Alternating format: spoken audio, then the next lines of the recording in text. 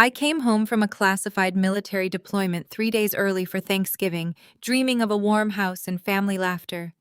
Instead, my security code was disabled, the windows were dark, and I found my 6-year-old daughter locked in our freezing garage, shivering on a deflated air mattress. My husband had left a note calling her a liability, but the crumpled envelope my little girl held in her bruised hands gave me everything I needed to utterly destroy his life. My name is Hannah, and at 33 years old, I learned that the people who promise to love you are sometimes the very enemies you need to neutralize. Before I continue this story, let me know where you are watching from in the comments below. Hit like and subscribe if you have ever had to stand up to a toxic family that underestimated your worth. Portland was bitterly cold that Tuesday evening in November. The wind cut through my standard issue fleece as my rideshare pulled away from the curb, leaving me standing in the driveway of my own home. I had spent the last 8 months overseas, working as a cyber operations officer for the Air Force, staring at encrypted screens in windowless bunkers. All I had thought about during those grueling double shifts was this exact moment. I wanted to surprise my husband Jason and my sweet 6-year-old daughter Lily in time for Thanksgiving. I hauled my heavy black duffel bag up the slate walkway, my combat boots crunching softly on the frost-covered stone. I smiled as I reached the massive mahogany front doors of our upscale suburban house. I punched my 6-digit code into the glowing security pad, anticipating the familiar soft chime that would grant me entry to my sanctuary. Instead, a harsh red light flashed across the screen, followed by a sharp negative beep. Access denied. I frowned, pulling off my gloves to try again, pressing the numbers slowly and deliberately. Again, the red light flashed. Access denied. A cold knot formed in my stomach that had nothing to do with the winter air. Jason was meticulous about home security, but he never changed the master codes without running it by me first. I stepped back, looking up at the house. Every window was dark. There were no cars in the driveway. The motion sensor lights in the front yard had not even triggered.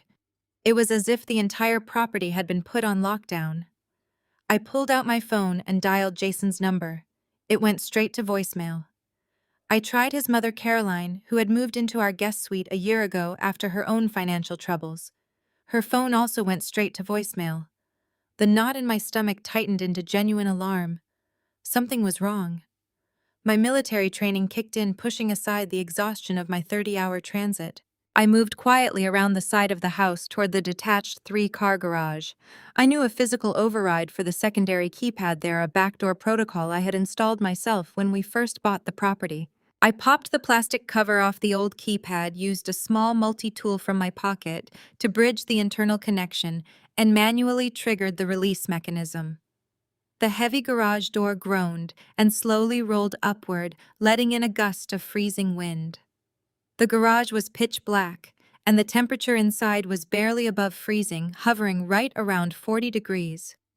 As I reached for the wall switch to turn on the overhead fluorescence, I heard a sound that made my blood run instantly cold. It was a soft, ragged wheezing accompanied by the distinct chatter of teeth. I slammed my hand against the light switch. The harsh white bulbs flickered to life, illuminating the concrete floor. My breath caught in my throat, and the heavy duffel bag slipped from my shoulder, hitting the ground with a dull thud. Tucked away in the furthest, darkest corner of the garage between boxes of Christmas decorations and a stack of spare winter tires was my daughter. Lily was curled into a tight ball on a partially deflated air mattress. She was wearing only a thin cotton pajama set featuring cartoon unicorns, completely inadequate for the brutal cold. A single flimsy throw blanket was pulled over her head.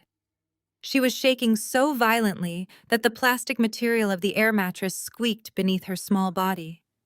I sprinted across the concrete floor, dropping to my knees beside her. I ripped off my heavy military jacket and immediately wrapped it around her fragile shoulders, pulling her into my chest. Her skin was like ice.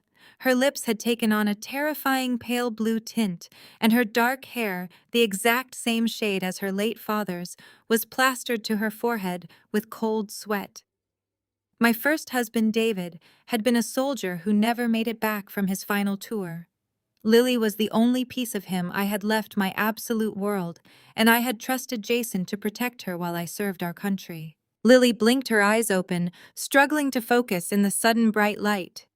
She looked at me, her tiny face contorted in confusion and misery.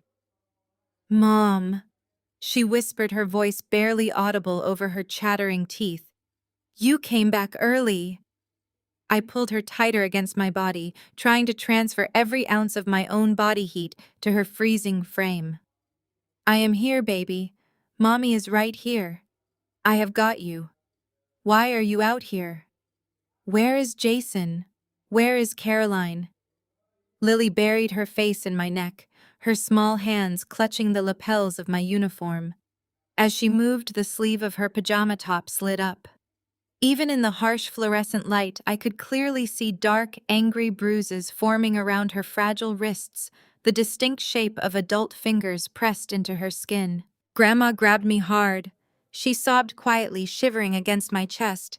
"I accidentally spilled a little bit of juice on the kitchen floor this morning." Grandma yelled at me and grabbed my arms. She said I wasn't allowed in the main house anymore because my shoes would ruin the white carpets before the Aspen trip. She told me bad girls have to stay outside. A wave of pure, unadulterated fury washed over me, so intense it made my vision blur. Aspen trip. What Aspen trip? Jason had not mentioned any vacation plans during our video calls. In fact, he had specifically told me they were planning a quiet Thanksgiving at home, just the three of them roasting a turkey and watching the parade on television. For the past year, Jason and his mother had been living entirely off my military contracting salary, claiming Jason's wealth management firm was just going through a temporary slow season. I had worked double shifts in active combat zones to ensure they had everything they needed, to ensure my daughter was safe and loved in a beautiful home. I stood up, lifting Lily effortlessly into my arms, keeping her completely enveloped in my heavy jacket. Her body was still trembling uncontrollably. I needed to get her into a heated vehicle immediately and check her for signs of severe hypothermia. As I turned to carry her out to the driveway to call my base commander for a secure place to stay, my eyes caught sight of something taped to the heavy fireproof door that led from the garage into the main kitchen. It was a single piece of crisp white printer paper positioned right at eye level. I walked over, balancing Lily on my hip, and pulled the paper down. It was a printed note from Jason, hastily signed at the bottom. The words on that page burned themselves into my memory forever, destroying every illusion I had about the man I had married. "We took my mother and sister to Aspen for the holiday week," the note read. "I disabled your access codes because we cannot risk a security breach while the house is empty. I left Lily in the garage with enough snacks for a day or two until the nanny arrives on Thursday. She was never really family, Hannah.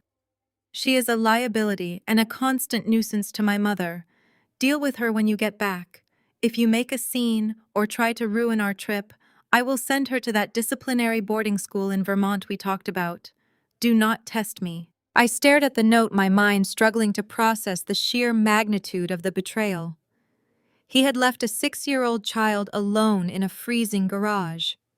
He had locked down the house to protect his valuables, but discarded my daughter like trash. He had threatened to send away the child of a fallen hero simply because she was an inconvenience to his mother. I did not scream. I did not cry. My military training had taught me how to compartmentalize extreme stress, how to process life-threatening situations logically and strategically. Jason thought he held all the power. He thought my absence and my income gave him the right to abuse my child and dictate my life. He was dangerously mistaken. I was a cyber operations officer. Information was my weapon and strategy was my battlefield. As I carried Lily out of the freezing garage and into the cold night air, intent on seeking shelter at my base commander's home, I felt Lily shift against my chest. Her small, cold hand reached into the pocket of her pajama pants. She pulled out a heavy, stock, crumpled envelope that looked like it had been stepped on and hastily discarded. "Mom," Lily whispered, her voice still trembling as she pressed the crushed paper into my palm. Grandma dropped this when she grabbed my arm to pull me out here. I looked down at the envelope. It bore the logo of a premier luxury real estate firm in Colorado, a firm known for handling multi-million-dollar transactions for high-net-worth clients. The flap was torn open, revealing a stack of official banking documents and property deeds inside. Jason had always claimed his business was struggling, yet here was correspondence from a luxury real estate broker. I shifted Lily, carefully supporting her weight while I pulled the documents out of the envelope. I held them up to the faint light spilling from the street lamp. As my eyes scanned the bold print, the bank routing numbers, and the LLC registration details, the cold winter wind seemed to stop entirely. The puzzle pieces clicked together with devastating clarity. These documents proved that Jason and Caroline did not just rent a cabin in Aspen. They bought a $3 million luxury mountain lodge using funds siphoned directly from Lily's Federal Survivor Benefits Trust, money strictly protected by federal law.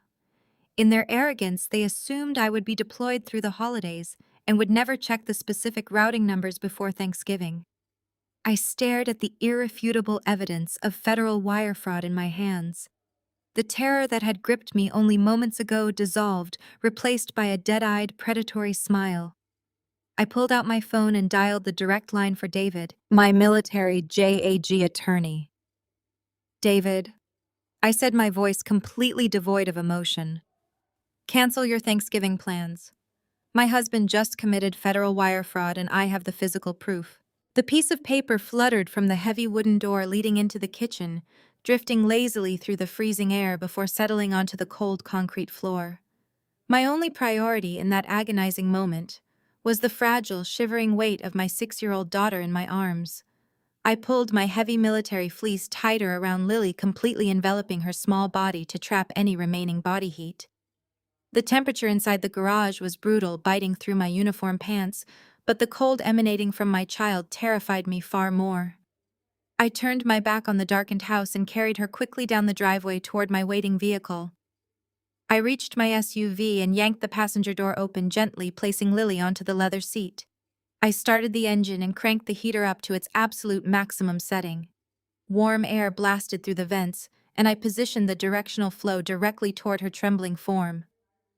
She was so small, so devastatingly pale, looking completely swallowed up by the olive-drab fabric of my jacket. I knelt in the snow beside the open door, rubbing her icy hands between my own palms to generate friction. Her teeth chattered loudly, a harsh rhythmic sound that echoed in the quiet interior of the car. I kept murmuring soft words of comfort, assuring her that Mommy was finally home, and she would never be left in the cold again. As I massaged her small fingers, attempting to restore normal circulation to her extremities, the oversized sleeve of my jacket shifted. Along with it, the thin cotton fabric of her pajama top slid upward, exposing her delicate forearm to the bright yellow glow of the overhead dome light. I froze my breath, catching painfully in my throat. Dark, angry bruises ringed her small, slender wrist. They formed the unmistakable shape of an adult hand that had clamped down with excessive punishing force. The marks were stark and horrifying against her pale skin. My hands began to shake from a sudden violent surge of maternal rage. I gently traced the edge of the discoloration with my thumb, terrified of causing her any more pain. Lily flinched slightly and pulled her arm back toward her chest, her dark eyes fluttering open. The sheer exhaustion and fear in her gaze broke my heart into 1,000 jagged pieces. I swallowed hard, fighting to keep my voice steady and calm so I would not frighten her any further. "Sweetheart," I asked, keeping my tone incredibly gentle as I smoothed her tangled hair away from her forehead. "Where did these marks come from? Who did this to your arms?" Lily looked down at her lap, her small shoulders hitching as she tried to suppress a sob. A fresh tear spilled over her eyelashes and tracked a wet path down her freezing cheek. "Grandma grabbed me," she whispered, her voice cracking with lingering terror. "I accidentally spilled my water glass in the kitchen this morning while I was trying to get a drink. It was just a little bit of water, but Grandma got really mad. She ran over and grabbed my arm so hard it made me cry. I felt a sickening jolt in my chest. Caroline Jason's mother, the woman who had moved into our guest suite claiming she needed financial support and a quiet place to retire, had physically assaulted my child. "Why did she put you out in the garage, baby?" I asked, my voice barely more than a breath as I fought to control the rising tide of absolute fury. Lily let out a small, heartbreaking whimper. She dragged me out to the garage and said I was a bad girl. She told me I was not allowed back inside the main house because my dirty shoes would ruin the white carpets before they left for their big Aspen trip. She said she could not deal with a clumsy brat right before they went on vacation, so I had to stay outside where I belonged. I closed my eyes for a second, absorbing the horrific reality of her words. An Aspen trip. Jason had explicitly told me during our last secure video call that he was planning a quiet Thanksgiving at home.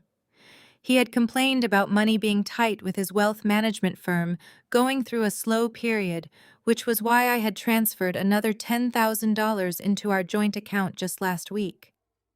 While I was deployed thousands of miles away, working brutal shifts in an active combat zone to provide for my family, my husband and his mother were planning luxury vacations and treating my daughter like an unwanted pest. The betrayal was so profound it physically ached. But the grief quickly evaporated completely, replaced by a cold, calculating anger. I tucked the blanket firmly around Lily's legs and kissed her forehead, assuring her that she was perfect and that the bad people would never, ever touch her again. I closed the passenger door to keep the warm air trapped inside the vehicle. The heater was roaring now, steadily raising the temperature in the cabin. I turned around and stared at the dark, silent house. My home had become a hostile environment, a place where my child had been neglected and abused. I marched back up the driveway, my boots hitting the pavement with heavy, determined thuds. I entered the open garage and walked straight over to the door leading to the kitchen. I bent down and picked up the piece of printer paper that had fluttered to the concrete floor earlier. I carried it back out to my vehicle, slipping into the driver's seat and locking the doors. I turned on the overhead reading light and unfolded the paper, my hands gripping the edges so tightly that the paper crinkled. It was a typed note from Jason bearing his hasty signature at the bottom. The message was brief, completely devoid of empathy, and dripping with arrogant entitlement. I read the words slowly, letting the full weight of his cruelty sink into my mind. "We took my mother and sister to Aspen for the holiday week," the note read. "I disabled your access codes because we cannot risk a security breach while the house is empty. I left Lily in the garage with enough snacks for a day or two until the nanny arrives on Thursday. She was never really family, Hannah. She is a liability and a constant nuisance to my mother. Deal with her when you get back. If you make a scene or try to ruin our trip, I will send her to that disciplinary boarding school in Vermont we talked about. Do not test me." I read the final sentence again, the sheer audacity of his threat making my blood run completely cold. He had left my 6-year-old daughter on a deflated air mattress in a 40-degree room, knowing I would not be home for another 3 days. If my deployment had not ended early due to a sudden shift in clearance protocols, Lily would have been trapped out there, freezing and terrified, waiting for a nanny who might never show up. Jason thought he held all the power. He believed my military absence and his control over my finances gave him the right to abuse my child and dictate my life from a luxury ski resort. My hands shook violently with a rage so consuming it felt like a physical fire burning in my chest. I wanted to scream, to tear the doors off the house, to unleash every ounce of combat training I possessed upon the man I had mistakenly married. But as I sat there gripping the steering wheel and trying to regulate my breathing, I felt a small, timid tap on my right shoulder. I turned to look at Lily. She had unzipped the top of my military fleece and was reaching into the front pocket of her pajama pants. Her small fingers pulled out a heavy stock, crumpled envelope that looked like it had been stepped on and hastily shoved away. "Mom," she whispered, her voice much steadier now that the car was warm. "Grandma dropped this when she pulled my arm." I stared at the thick paper she offered me. The heavy stock material felt entirely out of place in my dark vehicle. It was not a standard piece of junk mail or a casual utility bill. I took the crumpled white envelope from her cold, shaking fingers. The front was blank, but the return address embossed on the back flap caught my immediate attention. It bore the elegant raised gold logo of a premier luxury real estate firm operating exclusively out of Aspen, Colorado.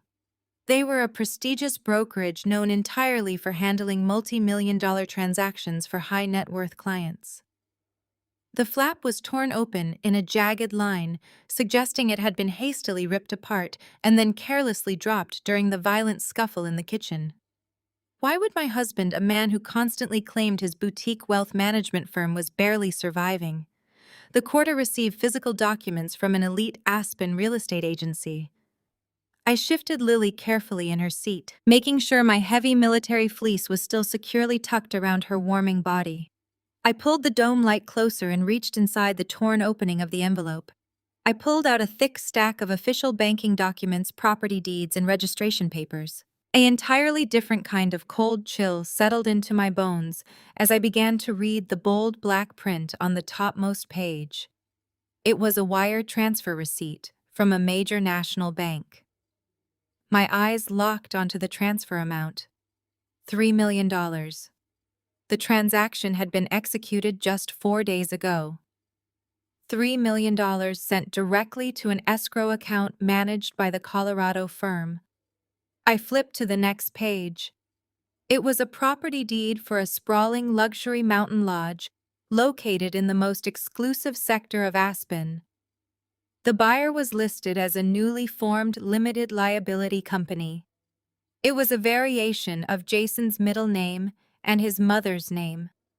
They had not just rented a festive cabin for the holiday week, they had purchased a massive multi-million-dollar estate outright. But the money had to come from somewhere. Jason was virtually broke. We had been living entirely off my military salary for over a year. I dug deeper into the stack of papers, pulling out the secondary confirmation of the wire transfer. I looked at the routing number and the specific account designation. The blood in my veins turned to pure ice. It was not our joint checking or business account. It was the heavily restricted Federal Survivor Benefits Trust, the sacred trust I had established using the military life insurance payout from my late first husband, David. That money was untouchable. It was David's final act of protection, meant to ensure Lily would always have a secure future, a college education, and a reliable safety net. It was protected by federal law, inaccessible, until Lily came of age, except for pre-approved medical needs. I stared at the black and white text, proving that my current husband had found a way to bleed that sacred account entirely dry. Jason was a wealth manager by trade. He knew exactly how to manipulate complex financial structures, forge authorizations, and route money through shell companies to bypass security flags. He had abused his position as my spouse to gain administrative access to the trust, forging my signature on release forms while I was deployed without internet access. In his staggering arrogance, he had assumed I would be stuck overseas through the holidays. They calculated that I would never have a reason to check the routing numbers of a secure trust fund before Thanksgiving. They thought they had weeks to finalize the transaction, hide the assets in their newly formed company, and create a false paper trail before I ever returned to American soil. They stole money from a fallen soldier. They stole from a 6-year-old child. And they had the audacity to lock that same child in a freezing garage to protect the white carpets of a house they were actively looting. I looked down at the irrefutable evidence of federal wire fraud resting in my hands. The blinding maternal terror that had gripped me completely dissolved. The panic evaporated, leaving behind a profound, terrifying clarity. The tears dried on my face.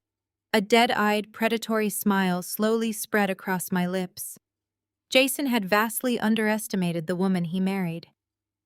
I was not just an absent wife to be taken advantage of. I was a cyber operations officer for the United States Air Force.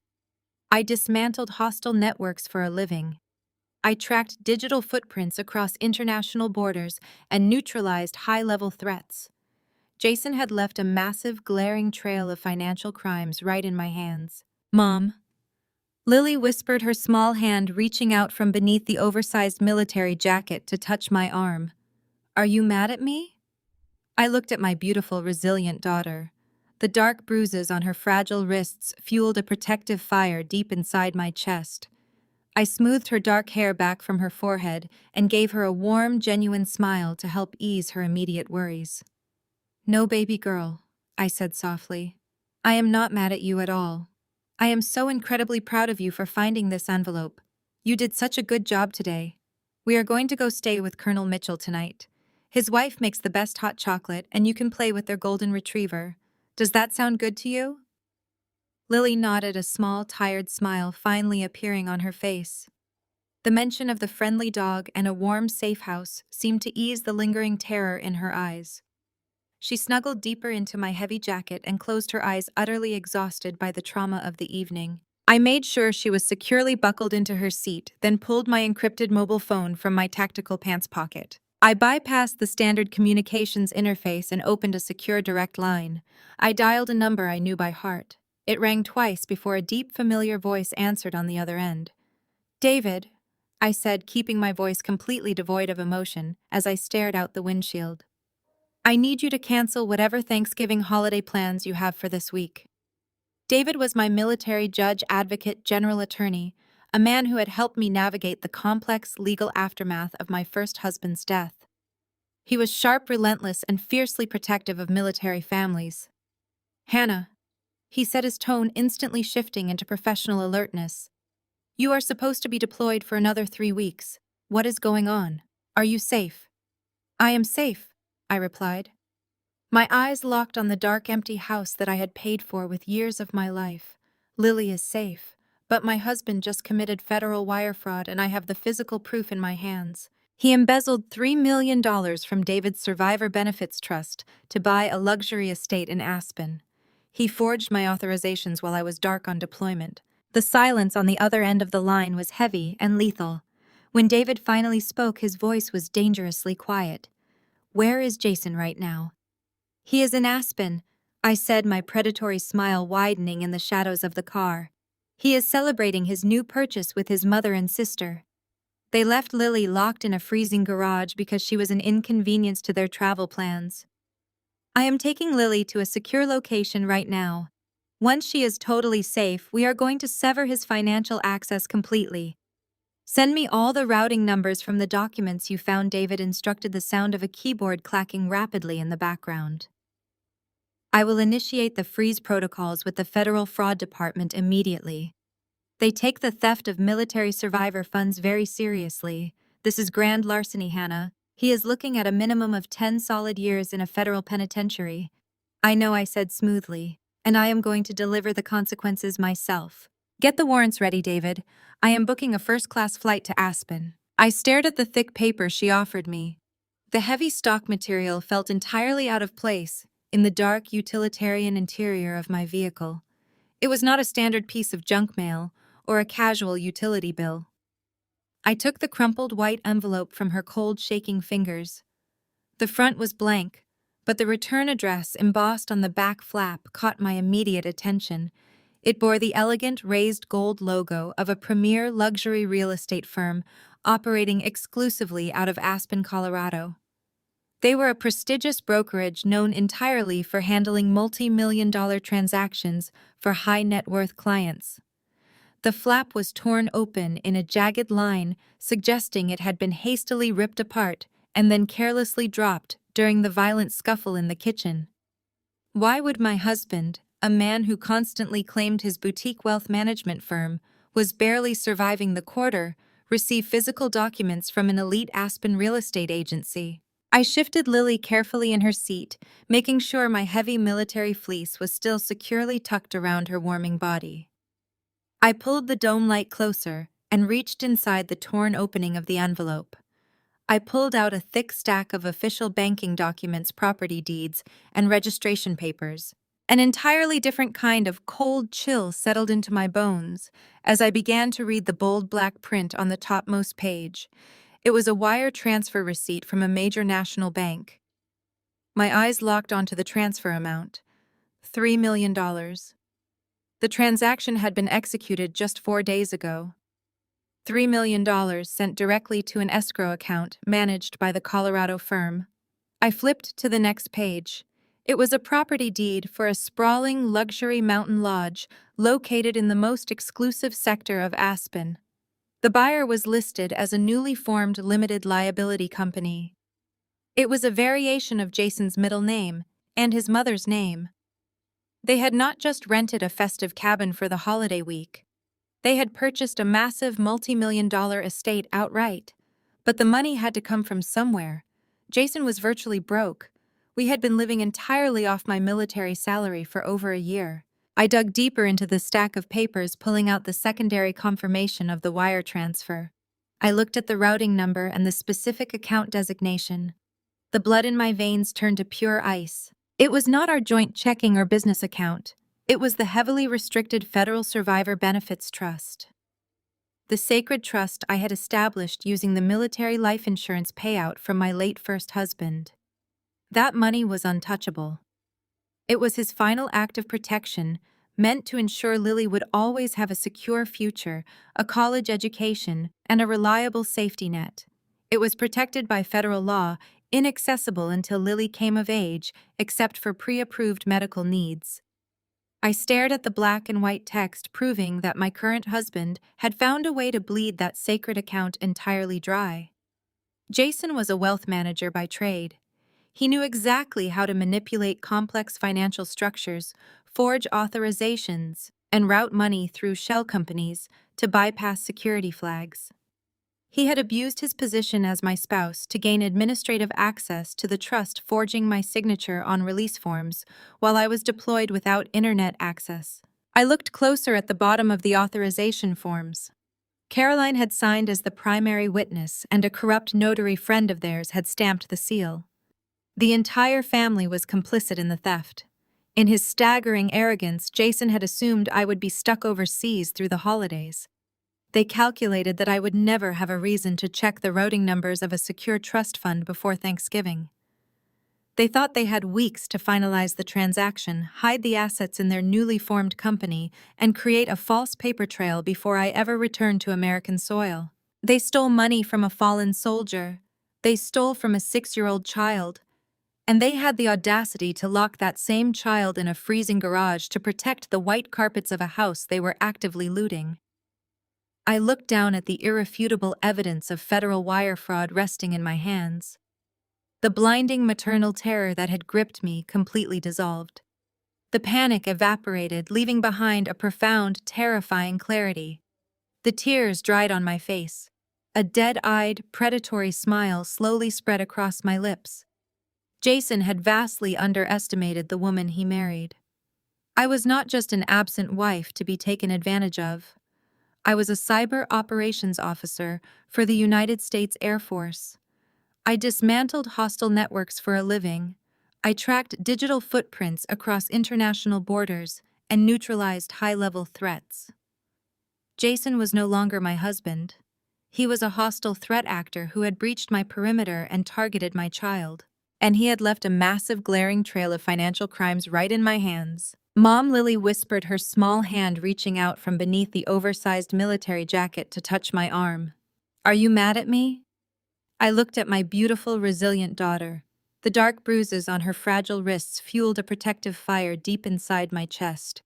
I smoothed her dark hair back from her forehead and gave her a warm, genuine smile to help ease her immediate worries. "No, baby girl," I said softly. "I am not mad at you at all. I am so incredibly proud of you for finding this envelope. You did such a good job today. We are going to go stay with Colonel Mitchell tonight. His wife makes the best hot chocolate, and you can play with their golden retriever. Does that sound good to you?" Lily nodded, a small, tired smile finally appearing on her face. The mention of the friendly dog and a warm, safe house seemed to ease the lingering terror in her eyes. She snuggled deeper into my heavy jacket and closed her eyes, utterly exhausted by the trauma of the evening. I made sure she was securely buckled into her seat, then pulled my encrypted mobile phone from my tactical pants pocket. I bypassed the standard communications interface and opened a secure direct line. I dialed a number I knew by heart. It rang twice before a deep, familiar voice answered on the other end. "David," I said, keeping my voice completely devoid of emotion as I stared out the windshield.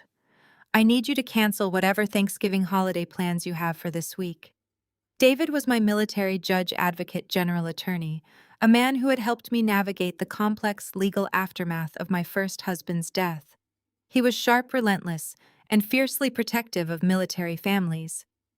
"Hannah," he said, his tone instantly shifting into professional alertness. "You are supposed to be deployed for another 3 weeks. What is going on? Are you safe?"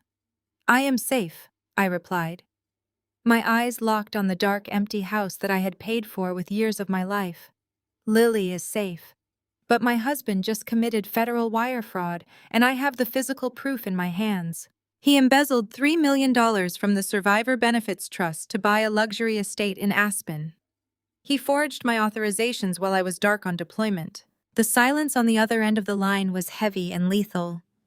When David finally spoke, his voice was dangerously quiet. "Where is Jason right now?"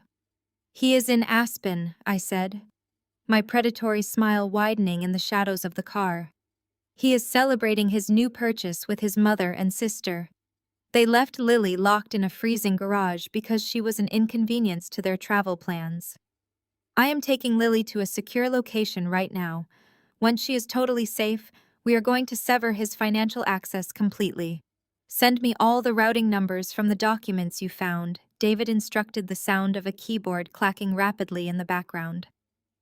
"I will initiate the freeze protocols with the Federal Fraud Department immediately.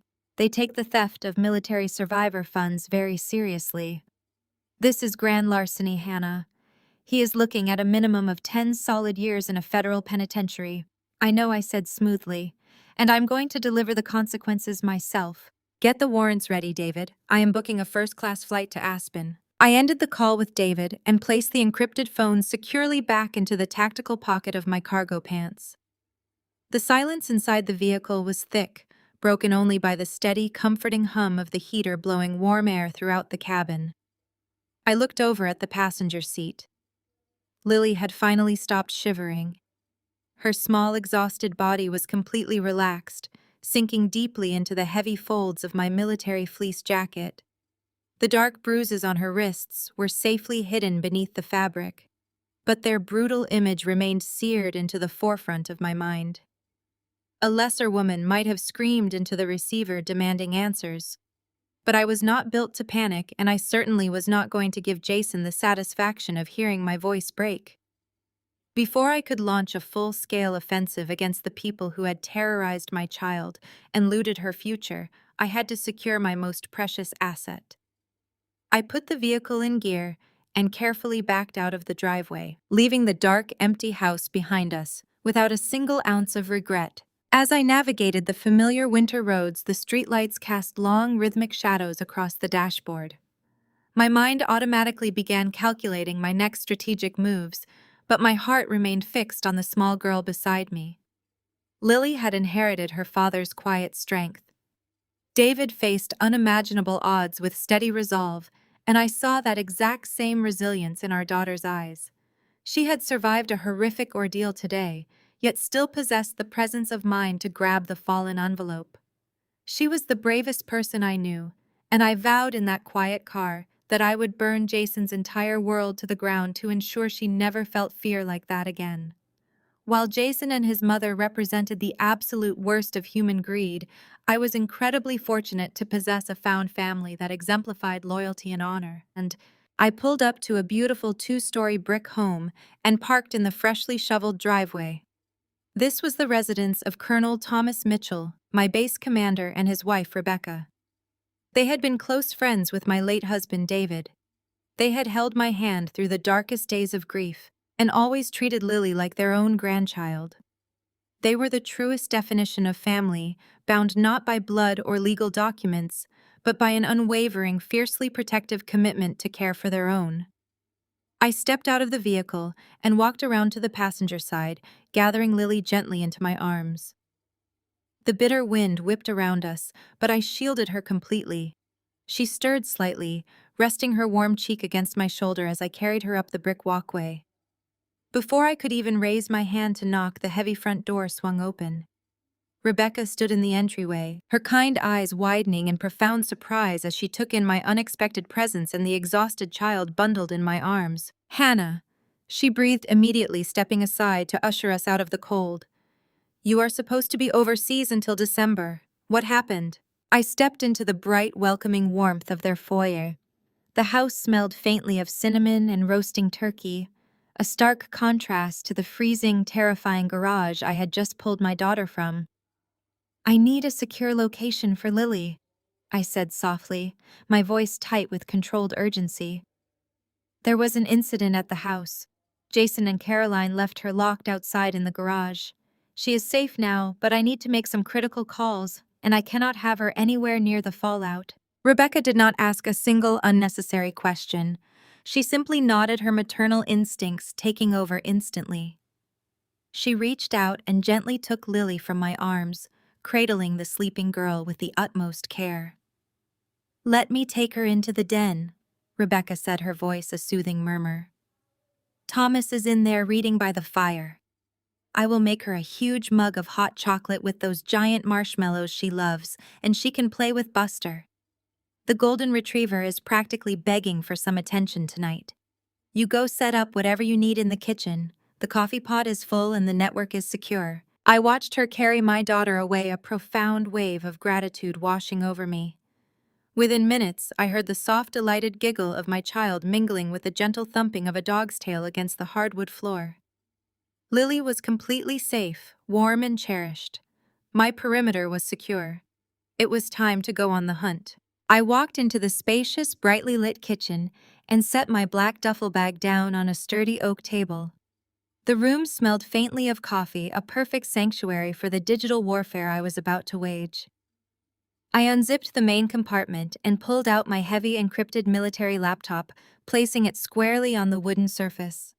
I opened the screen rapidly, typing in my complex, multi-tiered sequence of access credentials to bypass the initial security gateways. The screen illuminated, bathing my face in cold blue light, as I prepared to systematically dismantle my husband's financial existence. I adjusted my posture, rolling my shoulders to release the tension from my flight. I had just initiated the secure connection to my primary banking portals when the sudden, sharp vibration of my personal cell phone shattered the quiet focus of the room. I glanced down at the screen, annoyed by the interruption. The caller identification displayed a name that made my jaw clench so tight my teeth ached. It was Caroline. Jason's mother was calling me directly. I stared at the glowing screen for 3 full rings, letting the tension build in my chest. She had no idea that my deployment had ended early. She had no idea that I was currently sitting in a warm kitchen in the United States listening to my daughter laugh in the next room. She thought she was calling an absent, unsuspecting wife who was still trapped halfway across the globe. I took a slow, deep breath, clearing every trace of emotion from my face, and pressed the button to accept the call. I brought the phone to my ear, remaining absolutely silent. Hannah Caroline's voice barked through the speaker, utterly devoid of any warmth or basic greeting. Her tone was sharp, haughty, and dripping with the casual entitlement of a woman who believed she was untouchable. "I see on the home security application that you overrode the main gate code. I do not know why you felt the need to remotely access the system while you are supposed to be working, but it triggered an alert on my phone. If you sent one of your little military friends over to drop off a package or check the mail, you need to tell them to stay off the front porch. I just had those stone steps professionally power washed. I do not want anyone tracking dirty combat boots into the house before we get back." The sheer, unadulterated audacity of her complaint left me momentarily stunned. She was not calling to check on the child she had physically assaulted and locked in a freezing garage. She was not calling to offer holiday wishes or explain their sudden absence. She was calling to complain about imaginary dirt on her front porch while she lounged in a stolen luxury estate. "Yes, Caroline," I replied, my voice smooth, steady, and dangerously quiet. "I did authorize an override at the house. I had to retrieve something very important that was left behind in the cold." Caroline completely ignored the underlying warning in my statement, too absorbed in her manufactured inconveniences to read the situation accurately. Well, just make sure they lock up when they are done, she huffed impatiently. Anyway, that is not the only reason I am calling you.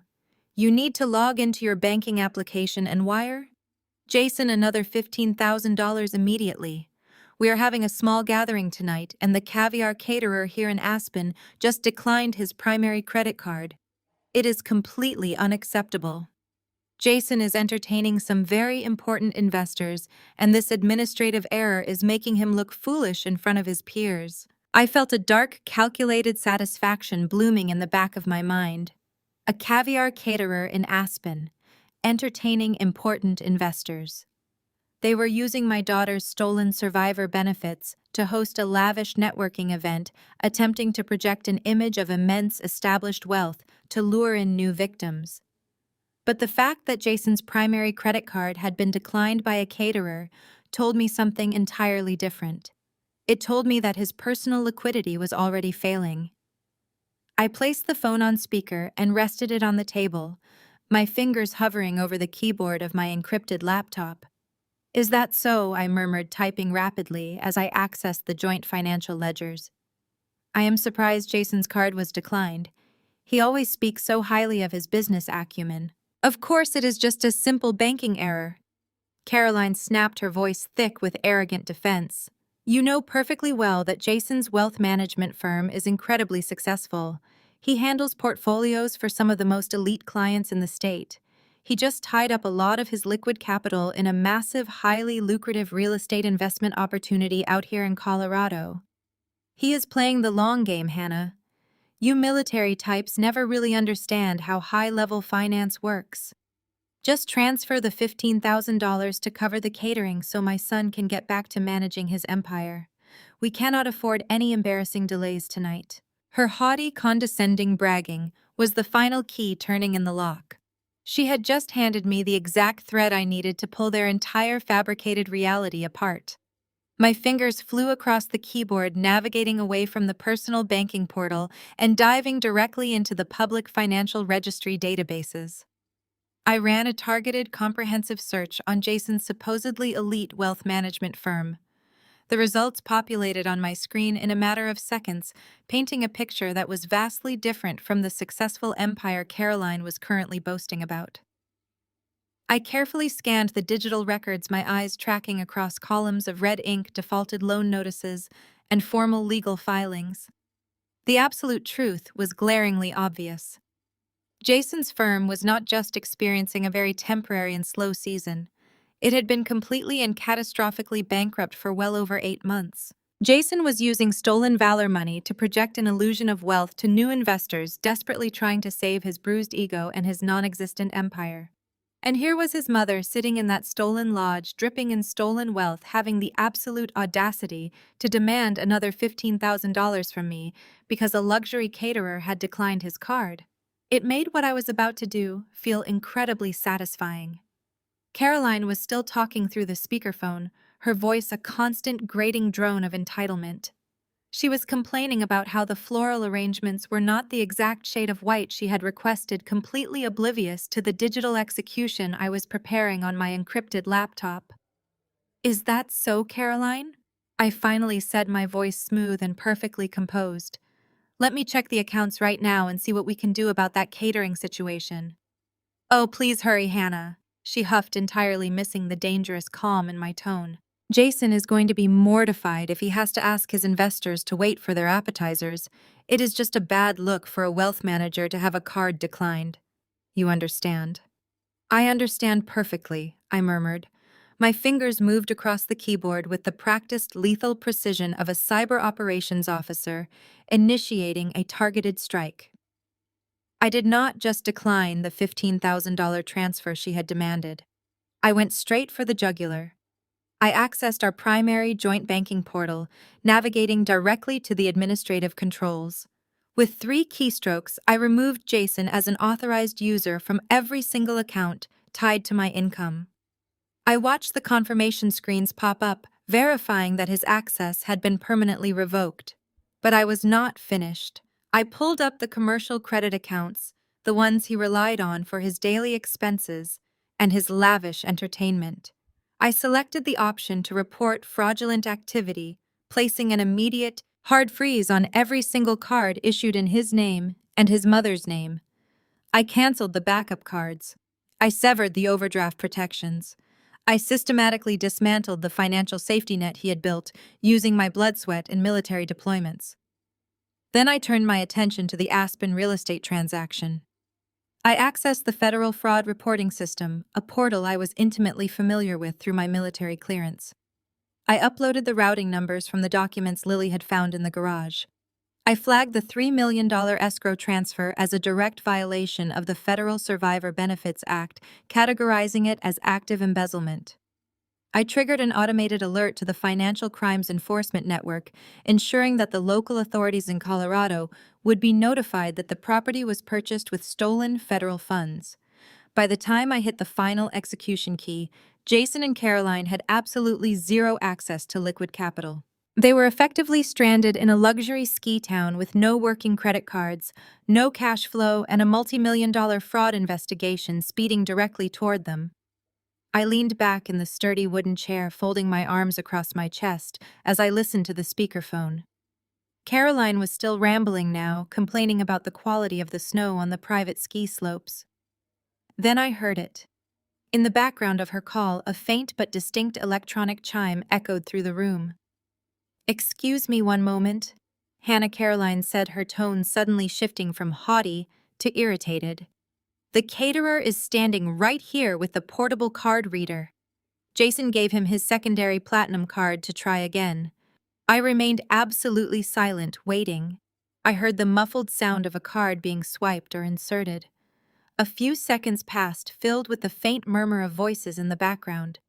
Then Caroline's voice pitched upward, sharp and indignant. "What do you mean it was declined again?" she demanded, speaking to someone else in the room. "Try it one more time. The machine must be broken. Do you have any idea who you are dealing with?" Another pause.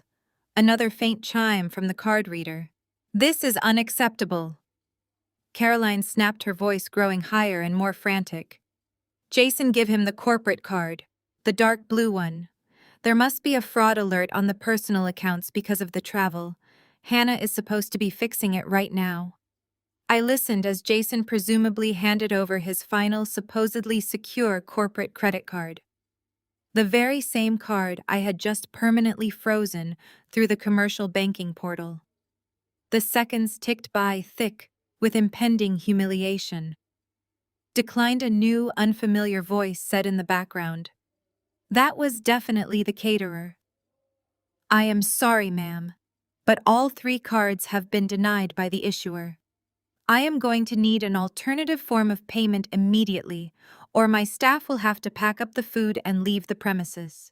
Hannah Caroline yelled into the phone, all pretense of polite superiority completely vanishing. "What are you doing over there? None of the cards are working. Jason is looking at me like I am crazy. The investors are starting to stare. You need to call the bank and authorize these charges right this second. Do you hear me?" I listened to her panic, visualizing the scene unfolding in that stolen mountain lodge. Jason, the supposedly brilliant wealth manager, standing in front of his wealthy Silicon Valley marks, unable to pay for a plate of fish eggs. His mother, the arrogant matriarch who had locked my child in a freezing garage to protect a white carpet, suddenly realizing she had no money to her name. They were experiencing the very first drops of the storm I was about to unleash upon them. "Hannah," Caroline screamed, her voice cracking with genuine panic now. "Answer me! What is going on with the accounts?" I reached out and hovered my finger over the end call button on my phone. I did not offer an explanation. I did not scream or threaten or demand an apology for what they had done to my daughter. They did not deserve my anger, and they certainly did not deserve a warning. I simply pressed the button, cutting off her frantic voice mid-sentence and plunging the kitchen back into a peaceful, deeply satisfying silence. I sat there for a moment, letting the quiet wash over me. The digital strike was complete. Their resources were severed. The trap had been set and they had walked right into it. I closed the lid of my encrypted laptop and took a deep, cleansing breath. The smell of cinnamon and roasting turkey from Rebecca's oven reminded me of where I was and what I was fighting for. I stood up and walked quietly down the hallway toward the den. I peeked around the corner. The room was softly lit by the glowing embers in the brick fireplace. Colonel Mitchell was sitting in his large leather armchair reading a book, while Rebecca sat on the sofa knitting. Between them, curled up on a thick, fluffy rug, was Lily. She was sound asleep, one arm draped protectively over the golden retriever Buster, who was snoring softly beside her. Her breathing was steady, her color had returned to normal, and the horrors of the garage seemed miles away. She was safe.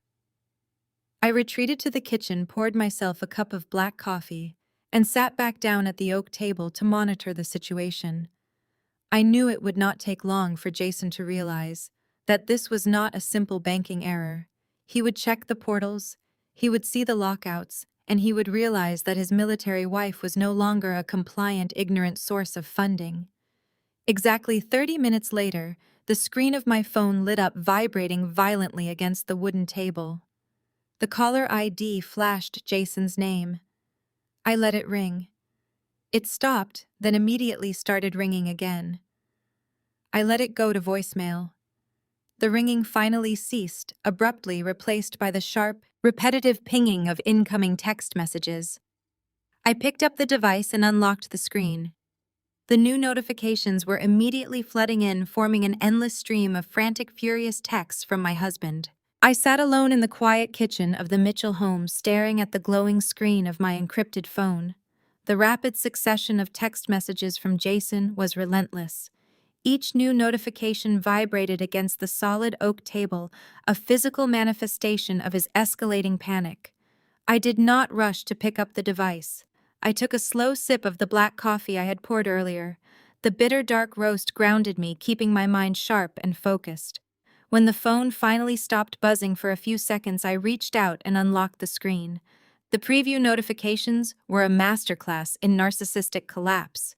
Jason had shifted from confusion to outrage in the span of exactly 3 minutes. The first few messages were demanding, insisting that there was a massive banking error and ordering me to fix the corporate accounts immediately. He claimed the bank had frozen his cards due to a security glitch and demanded I call the fraud department to authorize his transactions. He was still trying to maintain the facade, still hoping I was the oblivious, compliant wife he had left behind. But as my silence stretched on, his tone grew increasingly aggressive. "Hannah, answer me right now," the next message read. "My mother said you hung up on her. The caterer is threatening to leave, and you are humiliating me in front of my investors. Turn the cards back on." I read the words with a cold, detached fascination. He was not asking for help. He was issuing commands, entirely accustomed to having his demands met without question. He assumed I was just reacting emotionally to his sudden holiday absence. He was entirely blinded by his own privilege, completely unaware that his actions had already crossed the threshold from marital disrespect into severe criminal territory. He had grown so accustomed to manipulating my kindness that he could not fathom a reality where I would simply cut off his lifeline without a tearful argument. I sat back in my chair, visualizing him standing in that stolen mountain lodge, frantically typing on his phone, while his wealthy investors looked on with growing suspicion. He had absolutely no idea that I was already steps ahead of him, holding the physical proof of his federal wire fraud. I watched the typing indicator bubble appear and disappear at the bottom of the screen. He was composing another message, likely deleting and rewriting it as his frustration boiled over. I knew Jason perfectly. I knew how he operated when he felt his control slipping away. He would escalate. He would try to find a pressure point, something he could use to force my compliance. He was a cornered animal, entirely stripped of his stolen resources, and he was about to make a fatal, irredeemable mistake. The phone buzzed again, delivering a long, dense block of text. I read the message, my eyes narrowing as I processed the sheer, unadulterated malice of his words. "Turn the cards back on immediately, or I am calling Child Protective Services," he wrote. "I will tell them you abandoned Lily in the freezing garage while you went out drinking with your military friends. I will say you are unstable and unfit to be a mother. I will make sure they take her away from you tonight. Do not test me, Hannah. Fix the accounts now." I stared at the screen, a profound, chilling silence settling over my mind. Jason had always been manipulative, but this was a new level of depravity. The sheer audacity of his threat made my blood run entirely cold. He was willing to weaponize my profound love for my daughter, willing to subject Lily to the traumatic experience of being interviewed by state authorities simply to maintain his illusion of wealth. He was actively threatening to file a false report with a government agency, to have my traumatized child ripped away from her only safe harbor, all to extort me into funding his fraudulent lifestyle. He thought he was demonstrating his power. Instead, he had just handed me the perfect weapon to ensure his total destruction. Unwittingly, my husband had just put federal extortion and a documented threat to file a false report directly into writing. I did not hesitate for a single second. I captured a high-resolution screenshot of the entire text exchange, ensuring his contact information and the exact timestamp were clearly visible. I opened a secure channel and forwarded the image to David, my JAG attorney. I added a brief, concise message of my own. Jason is escalating rapidly. Please add federal extortion and threatening to file a false Child Protective Services report to the growing list of charges. The response from David came through almost instantly. The text from my attorney was brief and incredibly satisfying. Received and documented. I am attaching this screenshot to the active warrant application right now. He just handed us the absolute final nail for his coffin. Do not respond to him under any circumstances. Let him keep digging his own grave. I had no intention of replying. Jason did not deserve a response, and he certainly did not deserve a warning. I locked my phone and slid it back into the tactical pocket of my cargo pants. The digital battlefield was fully prepped, and the legal snare was officially set. It was time for me to transition to a physical approach. I stood up from the oak table, my movements deliberate and utterly focused. I closed the lid of my heavy encrypted laptop and carefully slid the device into the padded sleeve of my black canvas duffel bag. I packed my chargers, a few essential items, and the crumpled envelope containing the fraudulent real estate documents. I made sure the documents were perfectly flat, protecting the physical evidence that would dismantle Jason's existence. I smoothed the heavy canvas material, centering my thoughts for the confrontation ahead. I zipped the heavy-duty canvas bag shut, the metallic sound echoing loudly in the quiet kitchen. I slung the thick strap over my shoulder and walked quietly down the hallway toward the den. The house was peaceful, insulated from the bitter cold and the toxic chaos of the man I had married. I paused in the doorway of the den, leaning against the wooden frame as I looked inside. Colonel Mitchell was still reading in his leather armchair, completely relaxed. Rebecca was softly humming to herself as she continued her knitting. And there, bathed in the warm, flickering orange light of the brick fireplace, was my beautiful daughter. Lily was sleeping deeply, completely safe, and protected, her small chest rising and falling in a steady, calming rhythm. Buster, the golden retriever, was curled securely around her legs, a furry, loyal guardian. Rebecca looked up from her yarn, her kind eyes meeting mine across the dimly lit room. She saw the heavy black duffel bag slung over my shoulder and immediately understood the gravity of the situation. She gave me a firm, supportive nod, silently promising that she would guard my child with her own life if necessary. I mouthed a silent thank you to her, a profound gratitude swelling in my chest. I turned away from the peaceful scene, knowing that the best way I could protect my daughter's future was to completely neutralize the threat against it. I walked to the front door, pulling my heavy military fleece jacket tightly around my body to brace against the brutal winter air. I stepped out onto the front porch, the freezing wind instantly biting at my cheeks. I pulled out my phone one last time as I walked down the freshly shoveled driveway toward my SUV. I opened a travel application and navigated to the booking section. I entered my credentials and secured a one-way, first-class ticket on the earliest available flight out of Portland. The destination was Aspen, Colorado. I climbed into the driver's seat of my vehicle, started the engine, and pulled away from the safe haven of my commander's home. I was heading straight into the heart of high society wealth, and I was bringing a devastating storm right to Jason's front door. The flight from Portland to Colorado was a seamless blur of altitude and icy anticipation. Sitting in the spacious leather seat of the first-class cabin, I did not sleep for a single minute of the journey. Instead, I used the quiet, isolated time to mentally catalog every piece of evidence securely packed inside my black canvas duffel bag. I reviewed the federal statutes regarding military survivor benefits, the specific penalties for wire fraud, and the undeniable paper trail my husband had so arrogantly left behind.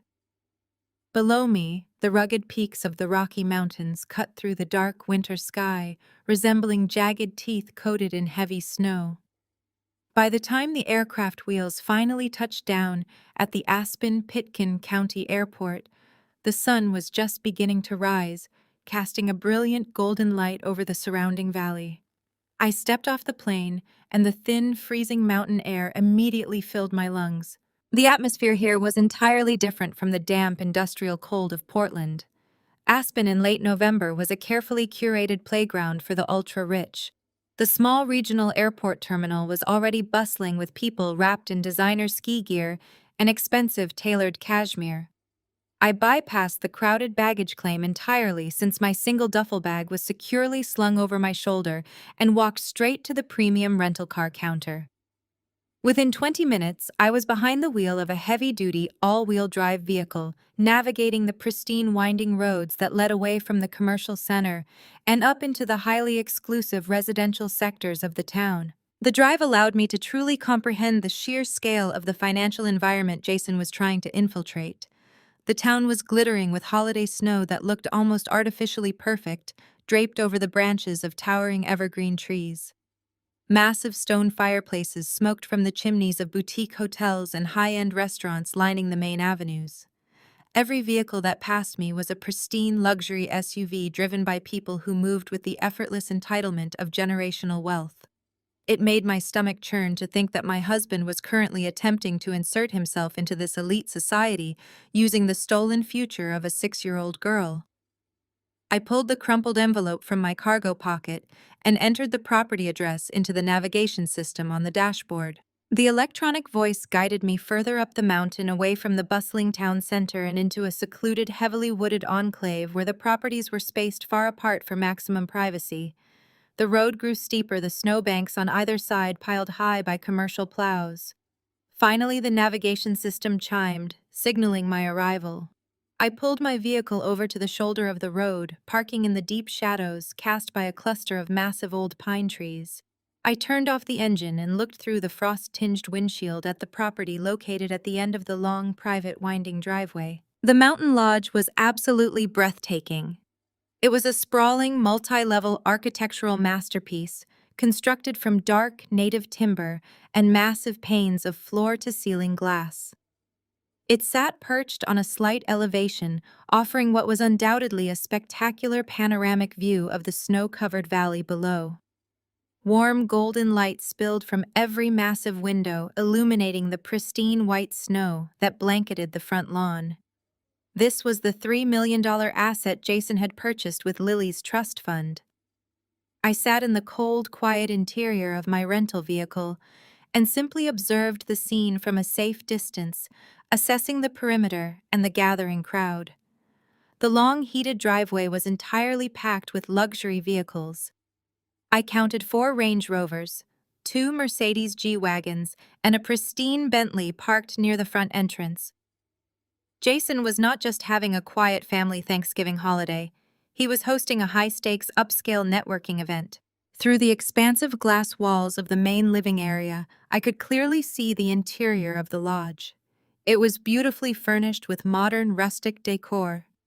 Waiters dressed in crisp black uniforms circulated through the room, carrying silver trays of appetizers and crystal champagne flutes. And right in the center of the massive room, standing near a towering stone fireplace, was Jason. He was wearing a tailored navy blue suit that I knew he could not actually afford, holding a glass of amber liquid and gesturing expansively as he spoke. He was surrounded by a small group of older, distinguished-looking men who exuded the quiet, commanding presence of wealthy Silicon Valley investors. Jason was working the room, putting on the performance of his lifetime. He was laughing, clapping one of the men on the shoulder, and projecting a flawless facade of immense financial success and personal charm. He was using the stolen lodge to validate his fabricated empire, spinning a web of lies to convince these high-net-worth individuals to trust him with their capital. I watched him smile, that familiar, charismatic smile, the same one he had used to convince me he was a reliable partner and a loving stepfather. A fierce, protective anger hardened my resolve. He was standing in a house bought with my dead husband's blood money, drinking expensive liquor, while my daughter had spent the night shivering on a deflated air mattress. I reached into my canvas duffel bag and pulled out the heavy manila folders containing the bank routing numbers, the federal wire transfer receipts, and the fraudulent limited liability company registration documents. I tucked the folders securely under my arm, ensuring the physical evidence was ready to be deployed. I zipped my military fleece jacket up to my chin and pushed the car door open, stepping out into the biting mountain air. My boots crunched loudly against the compacted snow as I walked away from the deep shadows of the pine trees and stepped onto the heated pavement of the wide driveway. The cold wind bit at my exposed cheeks, but I barely registered the freezing temperature. My entire focus was locked completely on the massive, heavy wooden front doors of the luxury lodge. I navigated a careful, deliberate path between the expensive parked vehicles, my reflection briefly catching in the polished black paint of a nearby Mercedes. I looked completely out of place in my olive-drab tactical pants and worn combat boots, a stark, jarring contrast to the elite high society gathering taking place just a few yards away. But I was not there to fit in with his wealthy crowd. I was there to tear the entire illusion down to the very foundation. I took a deep, steadying breath, allowing the icy air to fill my lungs as I closed the final distance to the sprawling front porch. The low, ambient sound of jazz music and the muffled murmur of polite, wealthy conversation drifted through the thick glass windows, filtering out into the quiet mountain morning. I gripped the thick manila folders tightly under my left arm, ensuring they were perfectly secure against the biting wind. I placed my boot on the first stone step of the wide entryway, preparing to ring the doorbell and shatter my husband's carefully constructed world. Every step felt heavy with the staggering weight of the betrayal, but incredibly light with the absolute promise of immediate justice for my daughter. The long, exhausting travel, the sheer terror of the freezing garage, and the meticulous digital warfare had all been leading directly to this exact physical confrontation. I reached the top landing, my eyes fixed intently on the elegant entrance, but before I could lift my right hand toward the heavy brass knocker, the massive front door suddenly clicked loudly from the inside and swung smoothly inward. Warm air carrying the distinct sweet scent of expensive catering and fresh pine needles rushed out to meet the bitter winter cold. A tall figure dressed in pristine designer winter wear stepped directly over the stone threshold, pushing the heavy solid wood door wide open without looking and walking straight into my path, pausing only when we were mere inches apart on the wide stone porch, as the festive music spilled out around us, completing the trap. The woman who had just stepped out onto the cold stone porch was Melanie, my husband's younger sister. She was holding a leather-bound clipboard and a gold-plated pen, completely distracted by a catering van backing carefully down the long, snow-covered driveway. She wore a stunning, pristine white cashmere sweater and a pair of tailored designer ski pants that looked like they had never touched an actual mountain slope. She turned her head sharply to face forward and let out a loud, startled gasp as she finally registered my physical presence blocking her immediate path. For a split second, her perfectly contoured face registered nothing but blank, utter confusion.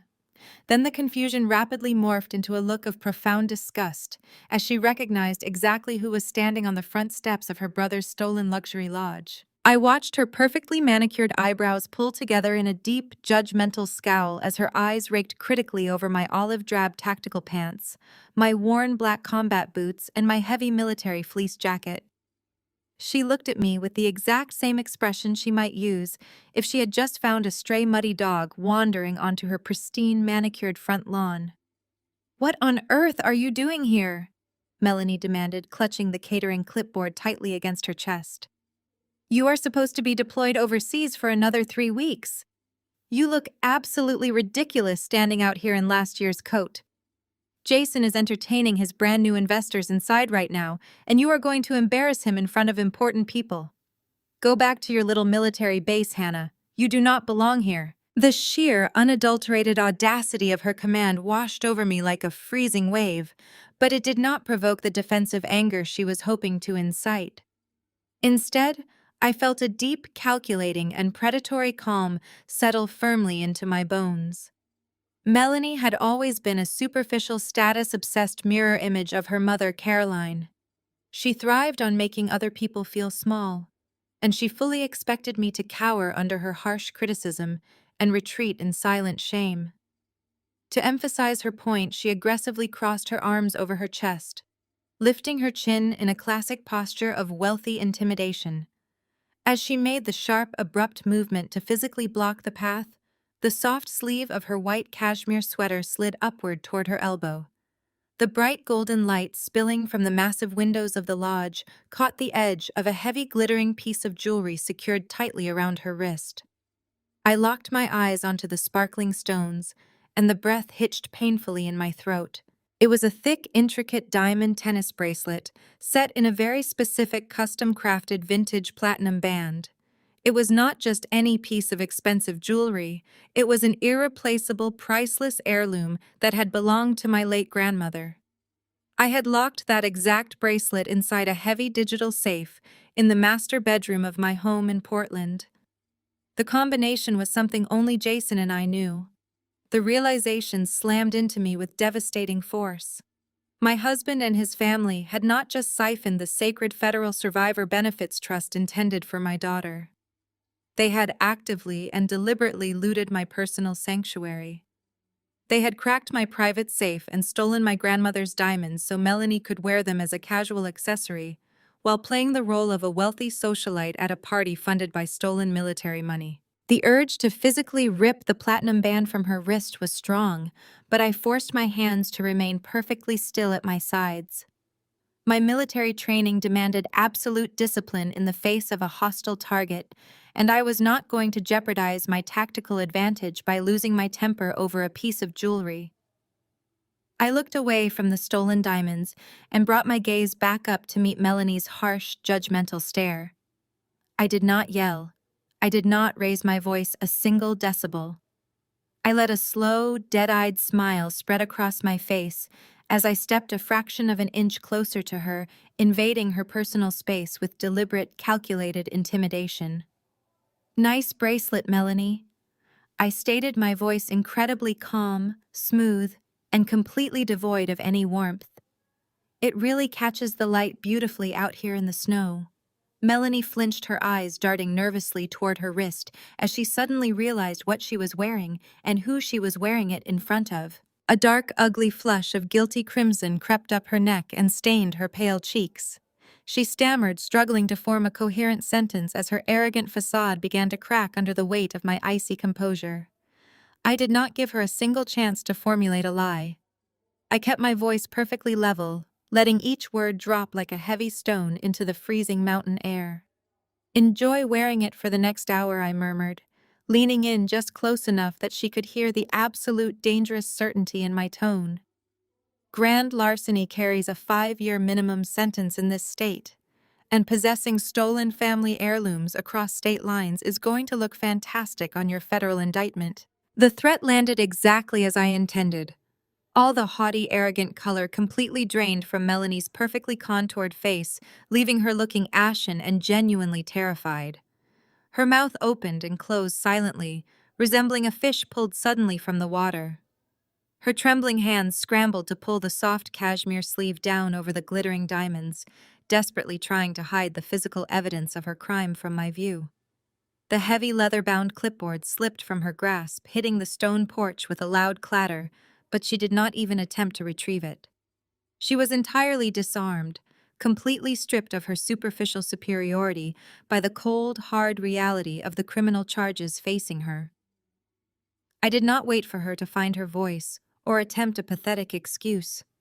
I smoothly sidestepped her trembling frame, my heavy combat boots crunching deliberately and loudly on the pristine, compacted snow that dusted the stone landing. I left her standing there, shivering in the bitter wind, and walked directly toward the massive mahogany front doors.